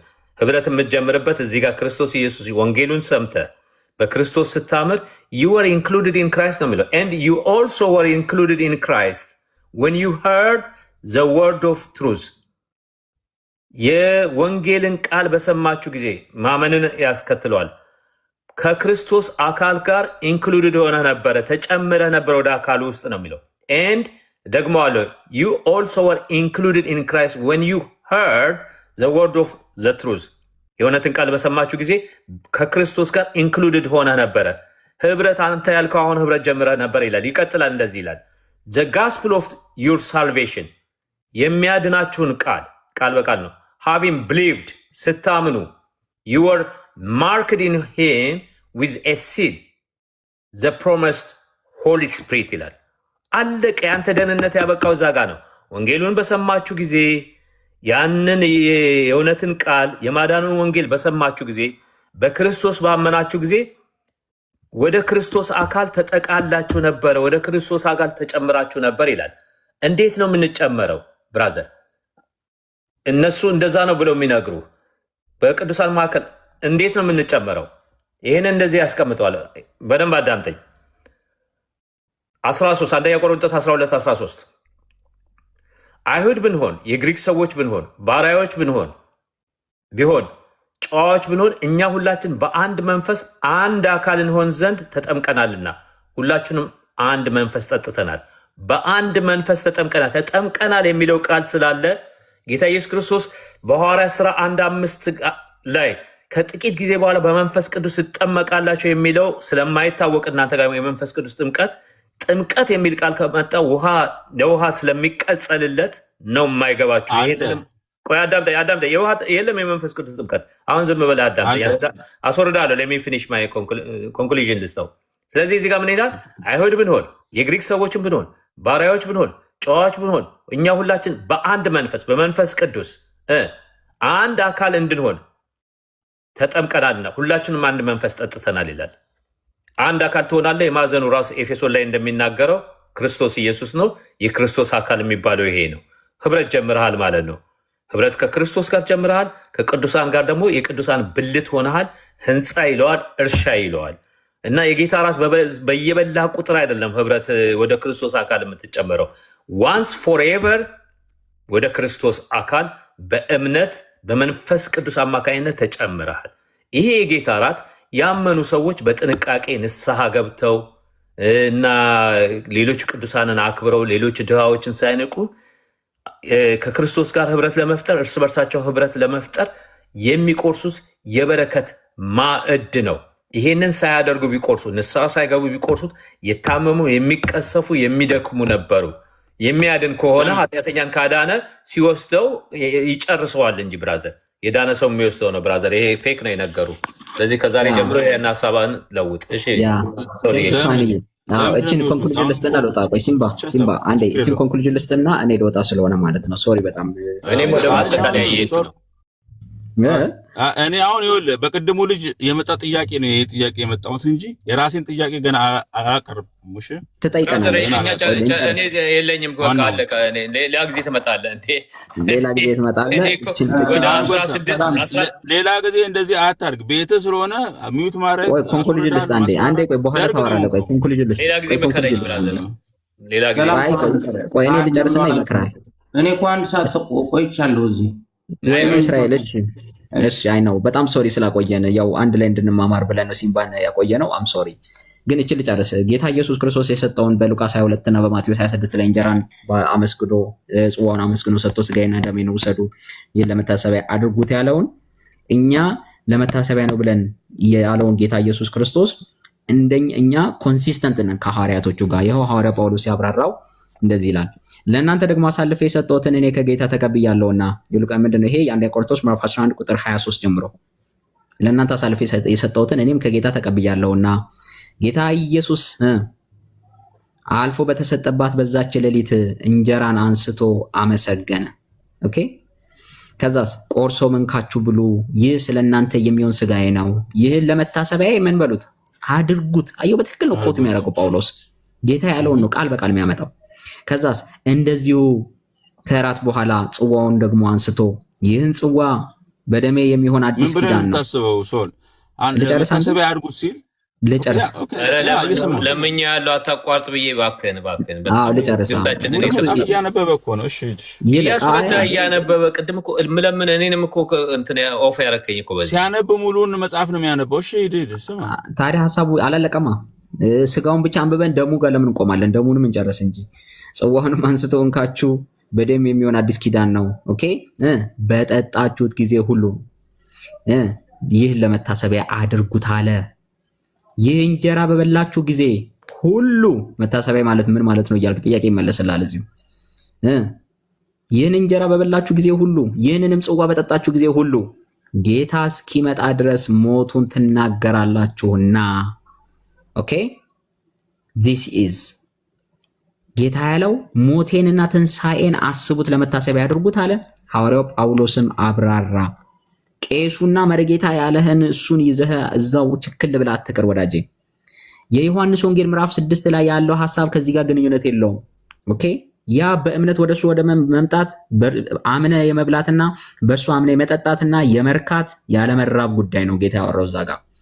እሱ በቀራንዮ የሚሰጠው ኦኬ በርሱ ወደሱ መጥተህ ትበላለህ፣ በርሱ ስታምን ትጠጣለህ። የዘላለም የጽድቅ ረሃብ ሳይኖርብህ የጽድቅ ጥማት ሳይኖርብህ አልቆ የዘላለም ሕይወት አግኝተህ እዚህ ጋር ግን የዘላለም ሕይወት ቆይ አንዴ ሲምባ ጨርሻለሁ። የዘላለም ሕይወት አንዴ ቆይ አንዴ ችግር ስምት ላስቀምጥ። ቆይ ትንሽ ያው ታች እውነትን ነው። ቆይ ትንሽ ተቀምጠና ተመልሰህ ትመጣለህ። ቴንክ ዩ ቬሪ ማች። አንዴ ስቴትመንቱ ላስቀምጥ። እንደዚህ ይኸውላችሁ ሐዋርያው ጳውሎስ ሲያብራራ ይሄንን በበላችሁና በጠጣችሁ ጊዜ የዘላለም ሕይወት ታገኛላችሁ ብሎ ሐዋርያት አስተምሮ አያውቁም። አንድም ቀን አንድ ሲንግል ሐዋርያ ማምጣት አይችሉም። ስጋውና ደሙን ወይ ደግሞ የጌታን ራስ ስትወስዱ ነው የምትድኑት የሚል ራሳቸው ናቸው የዮሐንስ ወንጌል ወንጌል ላይ አምጥተው ከዚህ ጋር የሚሰፉት። ሐዋርያው የጌታን ሐሳብ ኮት አድርጎ ከማቴዎስና ከሉቃስ ላይ ኮት አድርጎ ቃል በቃል አምጥቶት ለመታሰቢያ ማለት ምን ማለት እንደሆነ ለዘላለም የመናገር የሞቱንና የትንሣኤውን ጉዳይ መናገር ጌታ እስኪመጣ ድረስ የምንናገርበት ጌታን የምናስብበት የዳንበትን ወደ እርሱ መተን ጠጥተን የረካንበትን ኦኬ በልተን ረሃባችን የጽድቅ ረሃባችን የታገሰበትን ያንን ጌታ ኢየሱስ ክርስቶስ የተናገረውን ከዚህ ጋር ይሰፉታል። ኦኬ ስለዚህ የዘላለም ሕይወት የሚገኘው በክርስቶስ ኢየሱስ ወደ እሱ በመምጣትና በእርሱ በማመን ነው። አለቀ። አሁን ጆዬ ቀደም እንትን ስታወጣ ነበረ ደቂቃ ስንት እንዳለ አላውቅም። ካህኑ ጆዬ ቢያወራ ከእስራኤል ጋር ደስ ይለኛል። ተባረኩ። ሁለቱ ያው እኔም ያሰብኩት እሱ ነው። እናንተ በቃ አውሩና ጆዬ እንኳን ደህና መጣ። እሱ የሚጠይቀው ጥያቄ ምን እንደሆነ አላወቅንም። ይጠይቅ እና ለእሱ መልስለት። እኔ ጥርሴን ምናምን ልጠብስ ከዛ አመሰግናለሁ።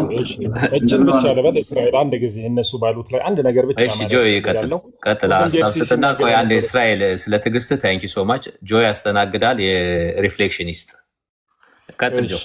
ቅድም ጌርሳም ሲናገር ነበረ ይሄ የኢትዮጵያ ኦርቶዶክስ ቤተክርስቲያን እምነት ስርዓትና የውጭ ግንኙነት የሚለው መጽሐፍ ላይ እውነቱን ነው ገጽ 30 ላይ እያሳየው ነበር። ይለወጣል የሚለው ነገር ይሄ ካቶሊኮች ትራንስብስታንሺዬሽን ይሉታል። ይለወጣል ነው በቃ አማናዊ ይሆናል። ኦርቶዶክስም ላይ እንደዛ አለ። ትራንስብስታንሺዬት ያደርጋል ብለህ አትበል እንጂ ይለወጣል የሚል ነገር አለ። ምን ይላል?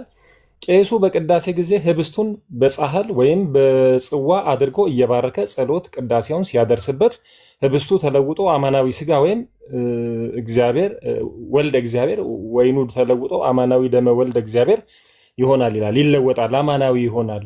የኔ ሪፍሌክሽን መጽሐፍ ቅዱስ ዕብራውያን ላይ አንድ ነገር አለ። የእግዚአብሔርን ልጅ የረገጠ ለእሱ የፈሰሰውንም ደም ያክፋፋ እንዴት አይነት ፍርድ ይጠብቀዋል የሚል ነገር አለ። ከምን ጋር ላይ ያይዝላችሁ መሰላችሁ?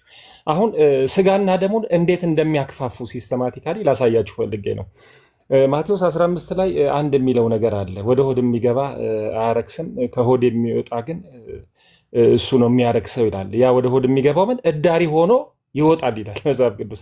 እዳሪ ሆኖ የእግዚአብሔር ልጅ መርገጥ፣ ደሙን ማክፋፋት፣ ወደ ሆድ የሚገባውን ነገር የክርስቶስ ኢየሱስ ስጋና ደም ነው እዳሪ ሆኖ ይወጣል ብሎ ማሰብ የእግዚአብሔር ልጅ መርገጥ፣ ደሙንም ማክፋፋት፣ ስጋውንም ማክፋፋት ነው። አያችሁ፣ ስጋና ደሙን ወስደን እዳሪ ሆኖ ይወጣል። አልቲሜትሊ እውነት የተለወጠ አሁን እዚህ መጽሐፍ ያነበብኩት ላይ አማናዊ ስጋ ወልደ እግዚአብሔር የሆነ ወይኑም ተለውጦ አማናዊ ደመ ወልደ እግዚአብሔር የሆነ ነገር እዳሪ ሆኖ ሽንት ቤት ይወድቃል። ተመልከቱ እንዴት እንደሚስቱ። ይሄንን ነው የእግዚአብሔር ልጅ የረገጠ የሚለው። ደሙን ማክፋፋት ይሄ ነው። ስለዚህ ምንድን ነው? መታሰቢያ ነው። ቅድም የተነበበው 1 ቆሮንቶስ 11 ላይ ለመታሰቢያ አድርጉት ብሎ ሁለት ፐርፐዝ ነው የሚያገለግለው። ይሄ የጌታ ስጋና ደም ቂጣ ነው፣ ወይን ነው። ስለዚህ ለመታሰቢያ ይደረጋል። መታሰቢያ ትልቅ አገልግሎት ነው። እሱም በወሰድን ጊዜ አንደኛ ሞቱን እንናገራለን። ሞቱን መናገር ወሳኝ ነገር ነው። ሞቱን ተናግረን ሞቶ ቀረ አንልም፣ ትንሣኤውንም እንናገራለን። በ2 ቆሮንቶስ ላይ ሐዋርያው ጳውሎስ የሚናገረው ነገር አለ። ክርስቶስማ ካልተነሳ እምነታችን ከንቱ ነው ይላል። ስለዚህ ትንሣኤውን መናገር ቢግ ዲል፣ በቃ ይሄ ነው ወንጌል ስብከት ማለት። ማጠንጠኛው ትንሣኤውን ሞቱን መናገር ነው። ስለዚህ ይህንን የወሰደ ጊዜ ሰው ይህንን ይናገራል። ሁለተኛ ሰው ራሱን ይፈትናል። ምን ይላል? ቁጥር 28 ላይ ሰው ግን ራሱን ይፈትን ይላል። ከመውሰዱ በፊት ራሳችንን ብንመረምር ባልተፈረደብን ኖሮ ስለሚል የጌታ እራትን መውሰድ ራስን እንድንመረምር ያደርጋል። ራስን መርምረን ንስሐ እንገባለን። ንስሐ ከገባን መንገዳችንን ከእግዚአብሔር ጋር እናስተካክላለን። ሁለተኛ ሞቱንና ትንሣኤውን እናወራለን፣ እንናገራለን። ይሄን ፐርፐዝ የሚያገለግል እንጂ ወደ እዳሪ የሚጣል ሽንት ቤት የሚወጣ ነገር የለም። አንድ ጥያቄ ልጠይቅ፣ እንደው የተረፈው ምን ይደረጋል? ይሄ የተለወጠው የጌታ ስጋና ደም መቼስ ሰዎች ይመጣሉ። የተጠበቀውን ያህል ሰዎች ባይመጡ ይተርፋል። ምንድን ነው የሚደረገው? ቆሻሻ ላይ ነው የሚጣለው? እንደ ምግብ ይበሉታል? ምንድን ነው የሚደረገው? አንድ ነገር ይደረጋል። እሱ ራሱ ስጋና ደሙን ማክፋፋት የሚባለው በራሳቸው ቤት በራሳቸው የሚገርም የቀረውን እኛ ዲያቆናትና ቄሶች እንበላለን። ግን አብዛኛው ደግሞ ሆድ ስለሚነፋ እና ሆዳቸው እንዳያዝ በሱ ተሞልቶ ለሚበላው ቀይ ወጥ ምናምን ቦታ እንዳያዝበት አይበሉም። ትንሽ ለዲያቆናቱ ምናምን ነው እኛ የሚያሸክሙን። ከዛ ግን የተረፈው ማለት ነው ዲያቆኑም የበልተው ሁሉንም አይችልም። ፋይናሊ ይቃጠላል። የሚገርም ቤተልሔም በእሳት ነው የሚቃጠለው። ኦኬ ኢማጂን ወደ መለኮት ተቀየራል የሚሉትን ይቃጠላል። ዲስፖዚሽን ኦፍ ይሄን ነገር አንብብ ያለው አንድ ቦታ በተለያዩ ትራዲሽኖች አንዳንዶቹ ጋር ይቀበራል ይባላል፣ አንዳንዱ ጋር እንደሚቃጠል ሰምቻለሁ። የተለወጠው የጌታ ስጋና ደምን ማቃጠል ማለት ክርስቶስ ኢየሱስን ደሙን ማክፋፋት አይደል? ሶልዬ እችን ነገር ብትልባት አንድ ደቂቃ ሶል ይቅርታ፣ በእውነት ላለው እዚህም 1 ሰዓት ከ25 ደቂቃ ነው ቁጭ ያልኩት። ባትሪ እየጨረሰ ነው ሳላወራ። እሺ ሶሪ። እሺ ቀጥል፣ አውራ። መጀመሪያ እንደምን ዋላችሁ? ሰላም። ኦርቶዶክሳዊ ነገር መጀመሪያ ወዳጄ ጥያቄ ያቀርብልኝ። መጀመሪያ እሱም ነው የመግባቢያ ጥያቄ ያቀርብልኝና እኔም የመግባቢያ ጥያቄ ያቀርባለሁ። እኔ በአብ ወልድ መንፈስ ቅዱስ አንድ አምላክ አምናለሁ፣ ክርስቲያን ነኝ። ኦርቶዶክሳዊ ነህ? ኦርቶዶክስ ነህ? ጴንጤ ነበርኩ ግን ክርስቲያን ነኝ። አሁን ምንድን ነህ? ህብረት የት ነው የምታደርገው? ነበረኝ እኮ አሁን ወጥተሃል? ወደ ኦርቶዶክስ ሄደሃል ወዳጄ? አይደለም የሃይማኖት ተቋም ምናምን ሳይሆን ክርስቲያን በማለት ያዘኝ። መጀመሪያ ክርስቶስን የተቀበልኩት በካርቱም ነው፣ አጋፔ ቤተክርስቲያን በሚባል ነው። እዛ ጀርመን ደግሞ ተጠመቅኩ። ከጀርመን ደግሞ አሁን እንግሊዝ ሀገር ነው ያለሁት እና ክርስቲያን በማለት ምክንያቱም እዛ የወጣሁበት ምክንያት ስላለኝ ነው። ህብረት ያላደረኩበት ምክንያት መጽሐፍ ቅዱስ ስለሚነግረኝ ነው። መጽሐፍ ቅዱስ ምን ይላል መሰለህ? ማንም ልዩ ትምህርት የሚያስተምር ከጌታችን ከኢየሱስ ክርስቶስ ጋር በሆነው ጤናማ ቃልና እግዚአብሔርን ለመምሰል በሚስማማ ትምህርት የማይጠጋ ቢሆን ይላል። ነገር ግን ምርመራውን በቃል መዋጋት እንደሆነ በሽተኛ ይናፍቃል። ከነዚህም ቅናትን፣ ክርክር፣ ስድብ፣ ክፉ ሀሳብ፣ እርስ በርስ መናደድ ይወጣሉ። አእምሯቸውን በጠፋባቸው እውነትን በተቀሙ እግዚአብሔርን መምሰል ማትረፊያ የሚሆነው በመምሰላቸው ሰዎች ይገኛሉ። እንደነዚህ ካሉ ራቅ ብሎ ስለሚያዘኝ እግዚአብሔር እኔ ራቅኩኝ። የራኩበት ምክንያት አሁን ነግሬሃለሁ። ትክክለኛ ትምህርት አይሰጥም። አሁን እንመለስና እንግዲህ ክርስቲያን ኮንክኛ ለአንተ ምንም ጥያቄ የለንም። ጌታን ከተቀበልክና ከተጠመቅ የዘላለም ቤትን ካገኘ እኛ ሌላ ጥያቄ የለንም። እዚህ ያለ ነው እንግዲህ ያልዳኑ ወንድሞች ነውና አንተ ጥያቄ አለ? ምን የምጠይቀው ነገር አለ? ምን መክረው ብዙ ጊዜ ያው ወንጌላዊን የሆኑ ሰዎች ፓስተሮቻቸውን እዛ ህብረት የሚያደርጉበት ቤተክርስቲያን ካሉ ሰዎች ጋር ባይብል ስተዲ ላይ ዲስከስ እንዲያደርጉ ነው። ለዛ የሚወጣውት ለጠየቃቸው ጥያቄ መጽሐፍ ቅዱስ እየተናገረ አይቀበሉም፣ አይመልሱም። ኦኬ በዛ በፕሮቴስታንት ቸርች በነበርክበት ጊዜ ነው እንደዛ የተፈጠረው? ኦኬ ስለዚህ እሺ ምንድነው ጥያቄ? ክሽን መልስልኛ። እሺ አንድ ታውን ጥያቄ ልጠይቅህ። ወንጌላዊ ሲባል የእግዚአብሔር ቃል የሚሰብክ ምን ማለት ነው? ትርጉሙ እስኪ ንገረኝ መጀመሪያ ከመጀመራችን በፊት። እንግዲህ የሐዋርያው ጳውሎስ ለጢሞቴዎስ የተናገረውን ቃል ማስታወስ ነው። እንግዲህ ሁሉን በልክ የሚያደርግ አይደለ? ቤተክርስቲያን የሚያገለግሉ ኤጲስቆጶሳት እንዴት መሆን እንዳለባቸው፣ ዲያቆናት ምን መምሰል እንዳለባቸው በዚህ በሁለተኛ ጢሞቴዎስ ላይ በደንብ አድርጎ ተናግረዋል። ወንጌል ሰባኪ ደግሞ ራሱ ለጢሞቴዎስ ምን እንደሚመስል በደንብ ነግሮታልና እሱን ማንበብ ትችላለህ። እስቲ ላውጣውና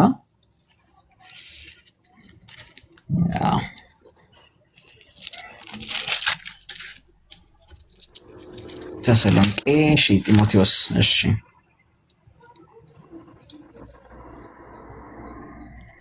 ኦኬ ወንድማችን አይሁዳዊ ነው እየተባለ ነው። ምናልባት ኮንፈርም ያደርግልናል ነው እንዴ? አይሁዳዊ ስላለኝ እኔ አይሁዳዊ አይደለም። ከራሴ ነው መስማት ያለብን። ማን ነው የሚያከለኝ?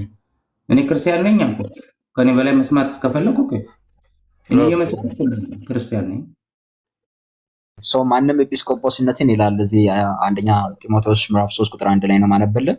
ማንም ኤጲስቆጶስነትን ቢፈልግ መልካምን ስራ ይመኛል የሚለው ቃል የታመነ ነው። እንግዲህ ኤጲስቆጶስ እንዲህ ሊሆን ይገባል፣ የማይነቀፍ የአንዲት ሚስት ባል፣ ልከኛ፣ ራሱን የሚገዛ፣ እንደሚገባው የሚሰራ፣ እንግዳ ተቀባይ፣ ለማስተማር የሚበቃ፣ የማይሰክር፣ የማይጨቃጨቅ፣ ነገር ግን ገር የሆነ፣ የማይከራከር፣ ገንዘብን የማይወድ፣ ልጆቹን በጭምትነት ሁሉ እየገዛ የራሱን ቤት በመልካም የሚያስተዳድር።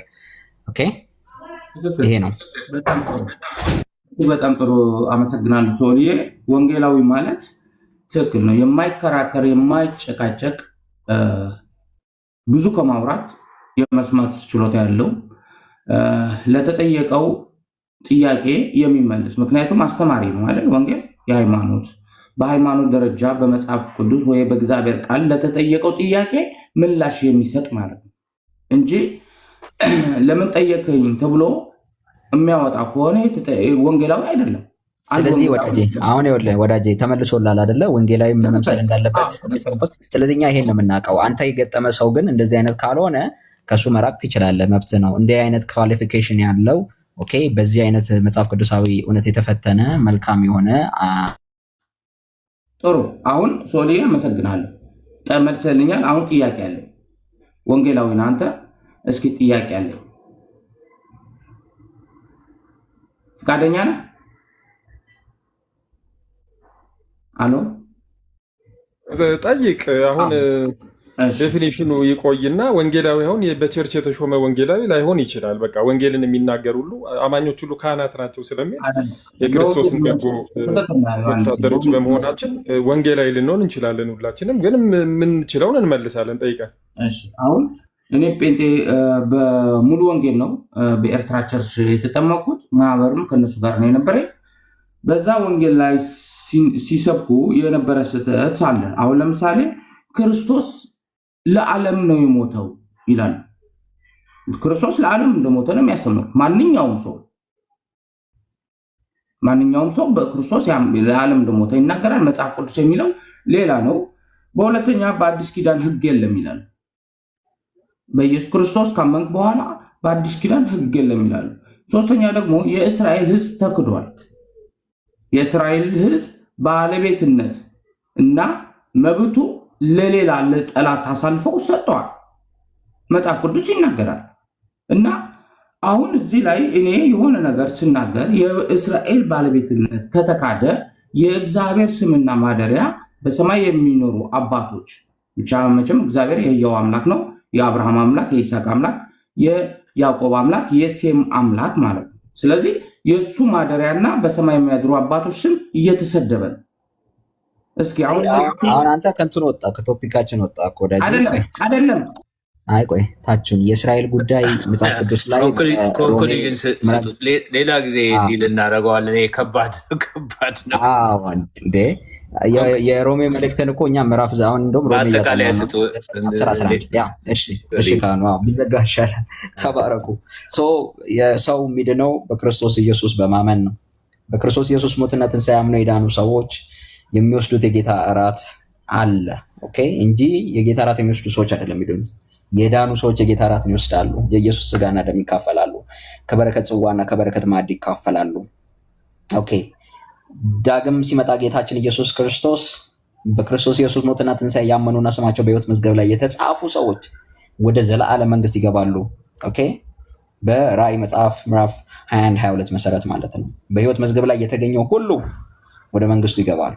በሕይወት መዝገብ ላይ ያልተገኘው ሁሉ ከሞትና ከሲኦል ጋር አንድ ላይ ወደ ሲኦል ይወርዳሉ፣ በእሳት ባህር ውስጥ ይጣላሉ። ዳትሴት ወይ ደግሞ እግዚአብሔር በሌለበት ስፍራ ይኖራሉ ማለት ነው። የዲያብሎስ ኑሮ ውስጥ ይሄዳሉ ማለት ነው።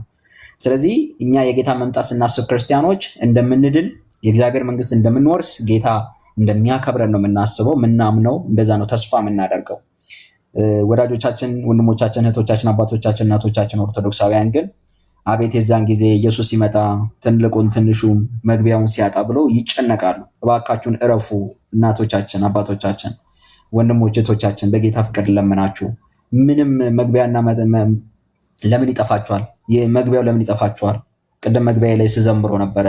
ኦኬ፣ ያንን አሁን የምትሰሙ ጭንቀት የሚይዛችሁ ኢየሱስ ሲመጣ ብላችሁ ተስፋ የሌላችሁ ኢየሱስን ተስፋ አድርጉት። ሕያው ተስፋ ለማይጠፋና ለሕያው ተስፋ ይላል ሐዋርያው ቅዱስ ጴጥሮስ በመልእክቱ ላይ። ኦኬ፣ በክርስቶስ ኢየሱስ ደም የተረጨን እኛ ተስፋ አለን። ተስፋችን ደግሞ ኢየሱስ ሲመጣ በሕይወት መዝገብ ላይ ያለን ሰዎች የዘላለምን ሕይወት እንወርሳለን፣ አዲስቱን ኢየሩሳሌም እንገባለን። ይህን ተስፋ እንድታገኙ ግን በክርስቶስ ማመን አለባችሁ። በጸጋው መንፈስ መታተም አለባችሁ። የዘላለም ርስት መቀበል አለባችሁ። እንወዳችኋለን። ከፍቅር የተነሳ ነው የምንሰብካችሁ። ከፍቅር የተነሳ ነው ሐሰትን አውጥተን የምናሳያችሁ። ያላችሁበትን አባቶቻችሁ የሚዋሿችሁን፣ መጽሐፍቶቻችሁ የሚዋሿችሁን፣ ወደ ሲኦል የሚወስዷችሁን እነዛን መልእክቶች አምጥተን እዚህ የምናሰጣው ቢኮዝ ስለምንወዳችሁ እንዳትጠፉ፣ ክርስቶስ ሲመጣ እንደዘመራችሁት እንዳይሆንባችሁ ጨነቀኝ ጠበበኝ ኧረ ለእኔስ ወዴት ደርሳለሁ ብላችሁ ልክ እንደ ኪነ ጥበብ እንዳትጨነቁ እንድታርፉ ነው። እንወዳችኋለን። ተባረኩ። ጆዬ ታብና ሼር ያደረጋችሁን ጌታ ኢየሱስ ይባርካችሁ። ማጠቃለያ ስጥ ጆዬ። ማለት ተባረኩ። በጣም ቆንጆ ነገር ነው። እንግዲህ መዳንን በተመለከተ በጌታ እራት በመውሰድ የሚገኝ ምንም አይነት ድነት የለም። ወይ ድነት ላይ የሚጨመር ወይ ድነቱን የሚያጠናክር ትንሽ እንደው ጠንከር እንዲል ድነቴ እንደው ትንሽ እርግጠኛ እንዲሆን አርማታ ሊሾ ምናምን አይነት ነገር እስቲ ብረት እናስገባበት እንደሚባል አይደለም። ድነት በክርስቶስ ኢየሱስ በማመን ነው። በጣም የሚገርመኝ ነገር አንድ ጥቅስ ይዞ አስተምሮ መስራት በጣም አደገኛ ነው። በጣም አደገኛ ነው። እኛ አስተምሮታችን የተገነባው የብዙ አባቶችን ኮንፎርሜሽን፣ የብዙ ሐዋርያትን ኮንፎርሜሽን፣ የብዙ መጽሐፍቶችን ኮንፎርሜሽን ይዘን ነው። እውነት ነው። እዛ ጋር ይመስላል ይሄ ዮሐንስ 6 ላይ ሜታፎሪክ የሆነ ነገር ነው። በጣም ብዙ ሜታፎሪክ ነገሮች አሉ። ለምሳሌ እዛ ላይ ስጋዬን ያልበላ ደሜን ያልጠጣ ስለሚል ይኸው አለ እኮ ሊትራሊ ይላሉ። እንዴ ኢየሱስ ክርስቶስ እኮ እውነተኛ የወይን ግንድ እኔ ነኝ ብሏል እኮ። ኢየሱስ ማን ነው ሲባል የወይን ግንድ እንላለን እንዴ? ይሁዳ ማን ነው ስንባል አንበሳ ምናምን እንላለን እንዴ? ኢየሱስ ማን ነው የይሁዳ አንበሳ አንልም እኮ። ሜታፎሪክ ነገሮችን እኔ ግን እስቲ እሱ ብቻ አይደለም፣ እስቲ ሌላ ቦታ ሌላ ሐዋርያት ምን ይላሉ ስለ መዳን የሚለውን ነገር እኮ ማየት ጥሩ እኮ ነው። እንደ ወጣ ብለን አይደል እንዴ? መቼስ የሆነች ክፍል ይዘን እሷ ላይ አይደለም የምንንጠላጠለው። ጥቅሱ በበዛ ቁጥር ጥቅሶቹን የተናገሩ አባቶችና ሐዋርያት በበዙ ቁጥር የዛ አስተምሮ እርግጠኝነት በደንብ ይታያል። ለምሳሌ መዳን በምን እንደሚገኝ 8 ክፍሎች ላረጋግጥላችሁ። ዮሐንስ፣ ጳውሎስ፣ ጴጥሮስ ምናምን የተናገሩት አንደኛ ቆሮንቶስ 1:21 ላይ እግዚአብሔር ጥበብ ምክንያት ዓለም እግዚአብሔርን በጥበቧ ስላላወቀች በስብከት ሞኝነት የሚያምኑትን ሊያድን መዳን የምትል ቃል እየነገርኩ ነው። ሊያድን የእግዚአብሔር በጎ ፈቃድ ነው። በምን ሞኝነት? በስብከት ሞኝነት የሚያምኑትን ሊያድን። በቃ መዳን የምትል ቃል እየፈለግኩ ማለት ነው። ስለዚህ እዚህ ጋር አሁን ለምሳሌ ተጨማሪ ማጠናከሪያ ሴቶች አይደል የጥፍር ማጠናከሪያ ብለው የሚቀቡት ነገር ያለው የኔ ቤት ሴቶችና ማጠናከሪያ ነገር የለውም መዳን።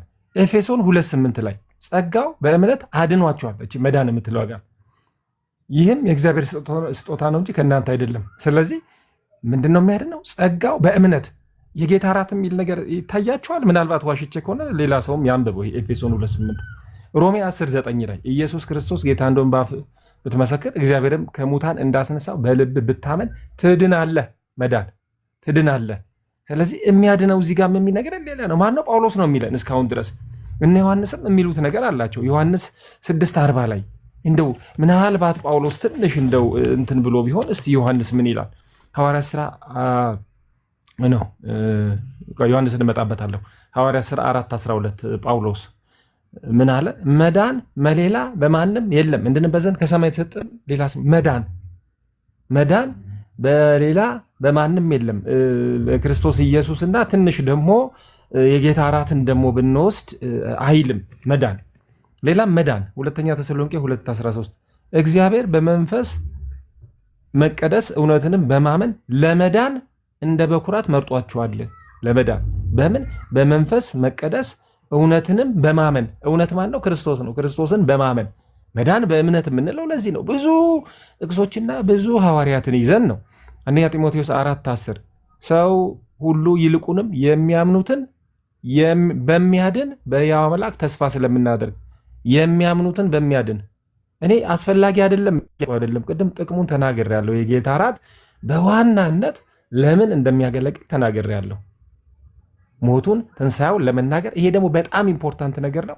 እንደገና ራሳችንን ለመመርመር ይሄ በጣም አስፈላጊ ነገር ነው። ሁለቱን ኢምፖርታንት ነገሮች እንደውም የጌታ እራት ልትወስዱ ስትሉ በምትሰበሰቡ ጊዜ ይላል እና መሰባሰባችሁን አትተውም ወንድሞች በህብረት ቢቀመጡ መልካም ነው ስለሚል መሰባሰብንም ምክንያት ስለሚያደርግ የጌታ እራትን መውሰድ ይህም አንድ ኢምፖርታንት እንትን ነው።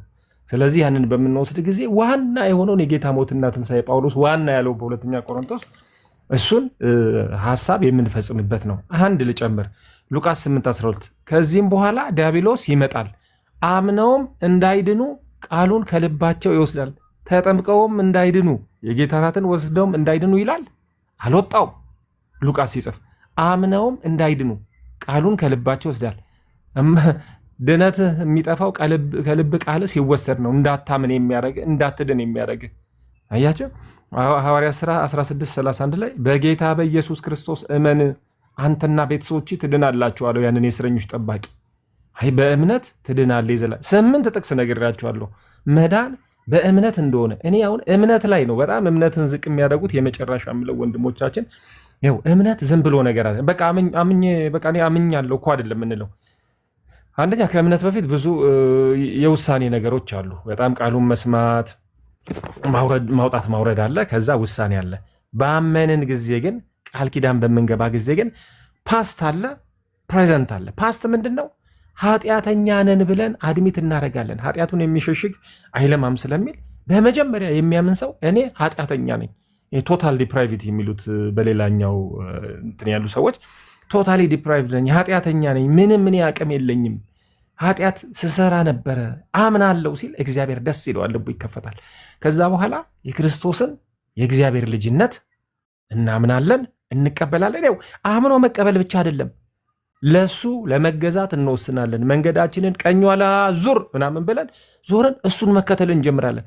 ፓስቱን ኃጢአተኛ መሆናችንን አመን፣ ፊውቸር ደግሞ ክርስቶስን ለመከተል መንገዳችንን ለመቀየር ወሰንን። ይሄ ነው እምነት የሚባለው።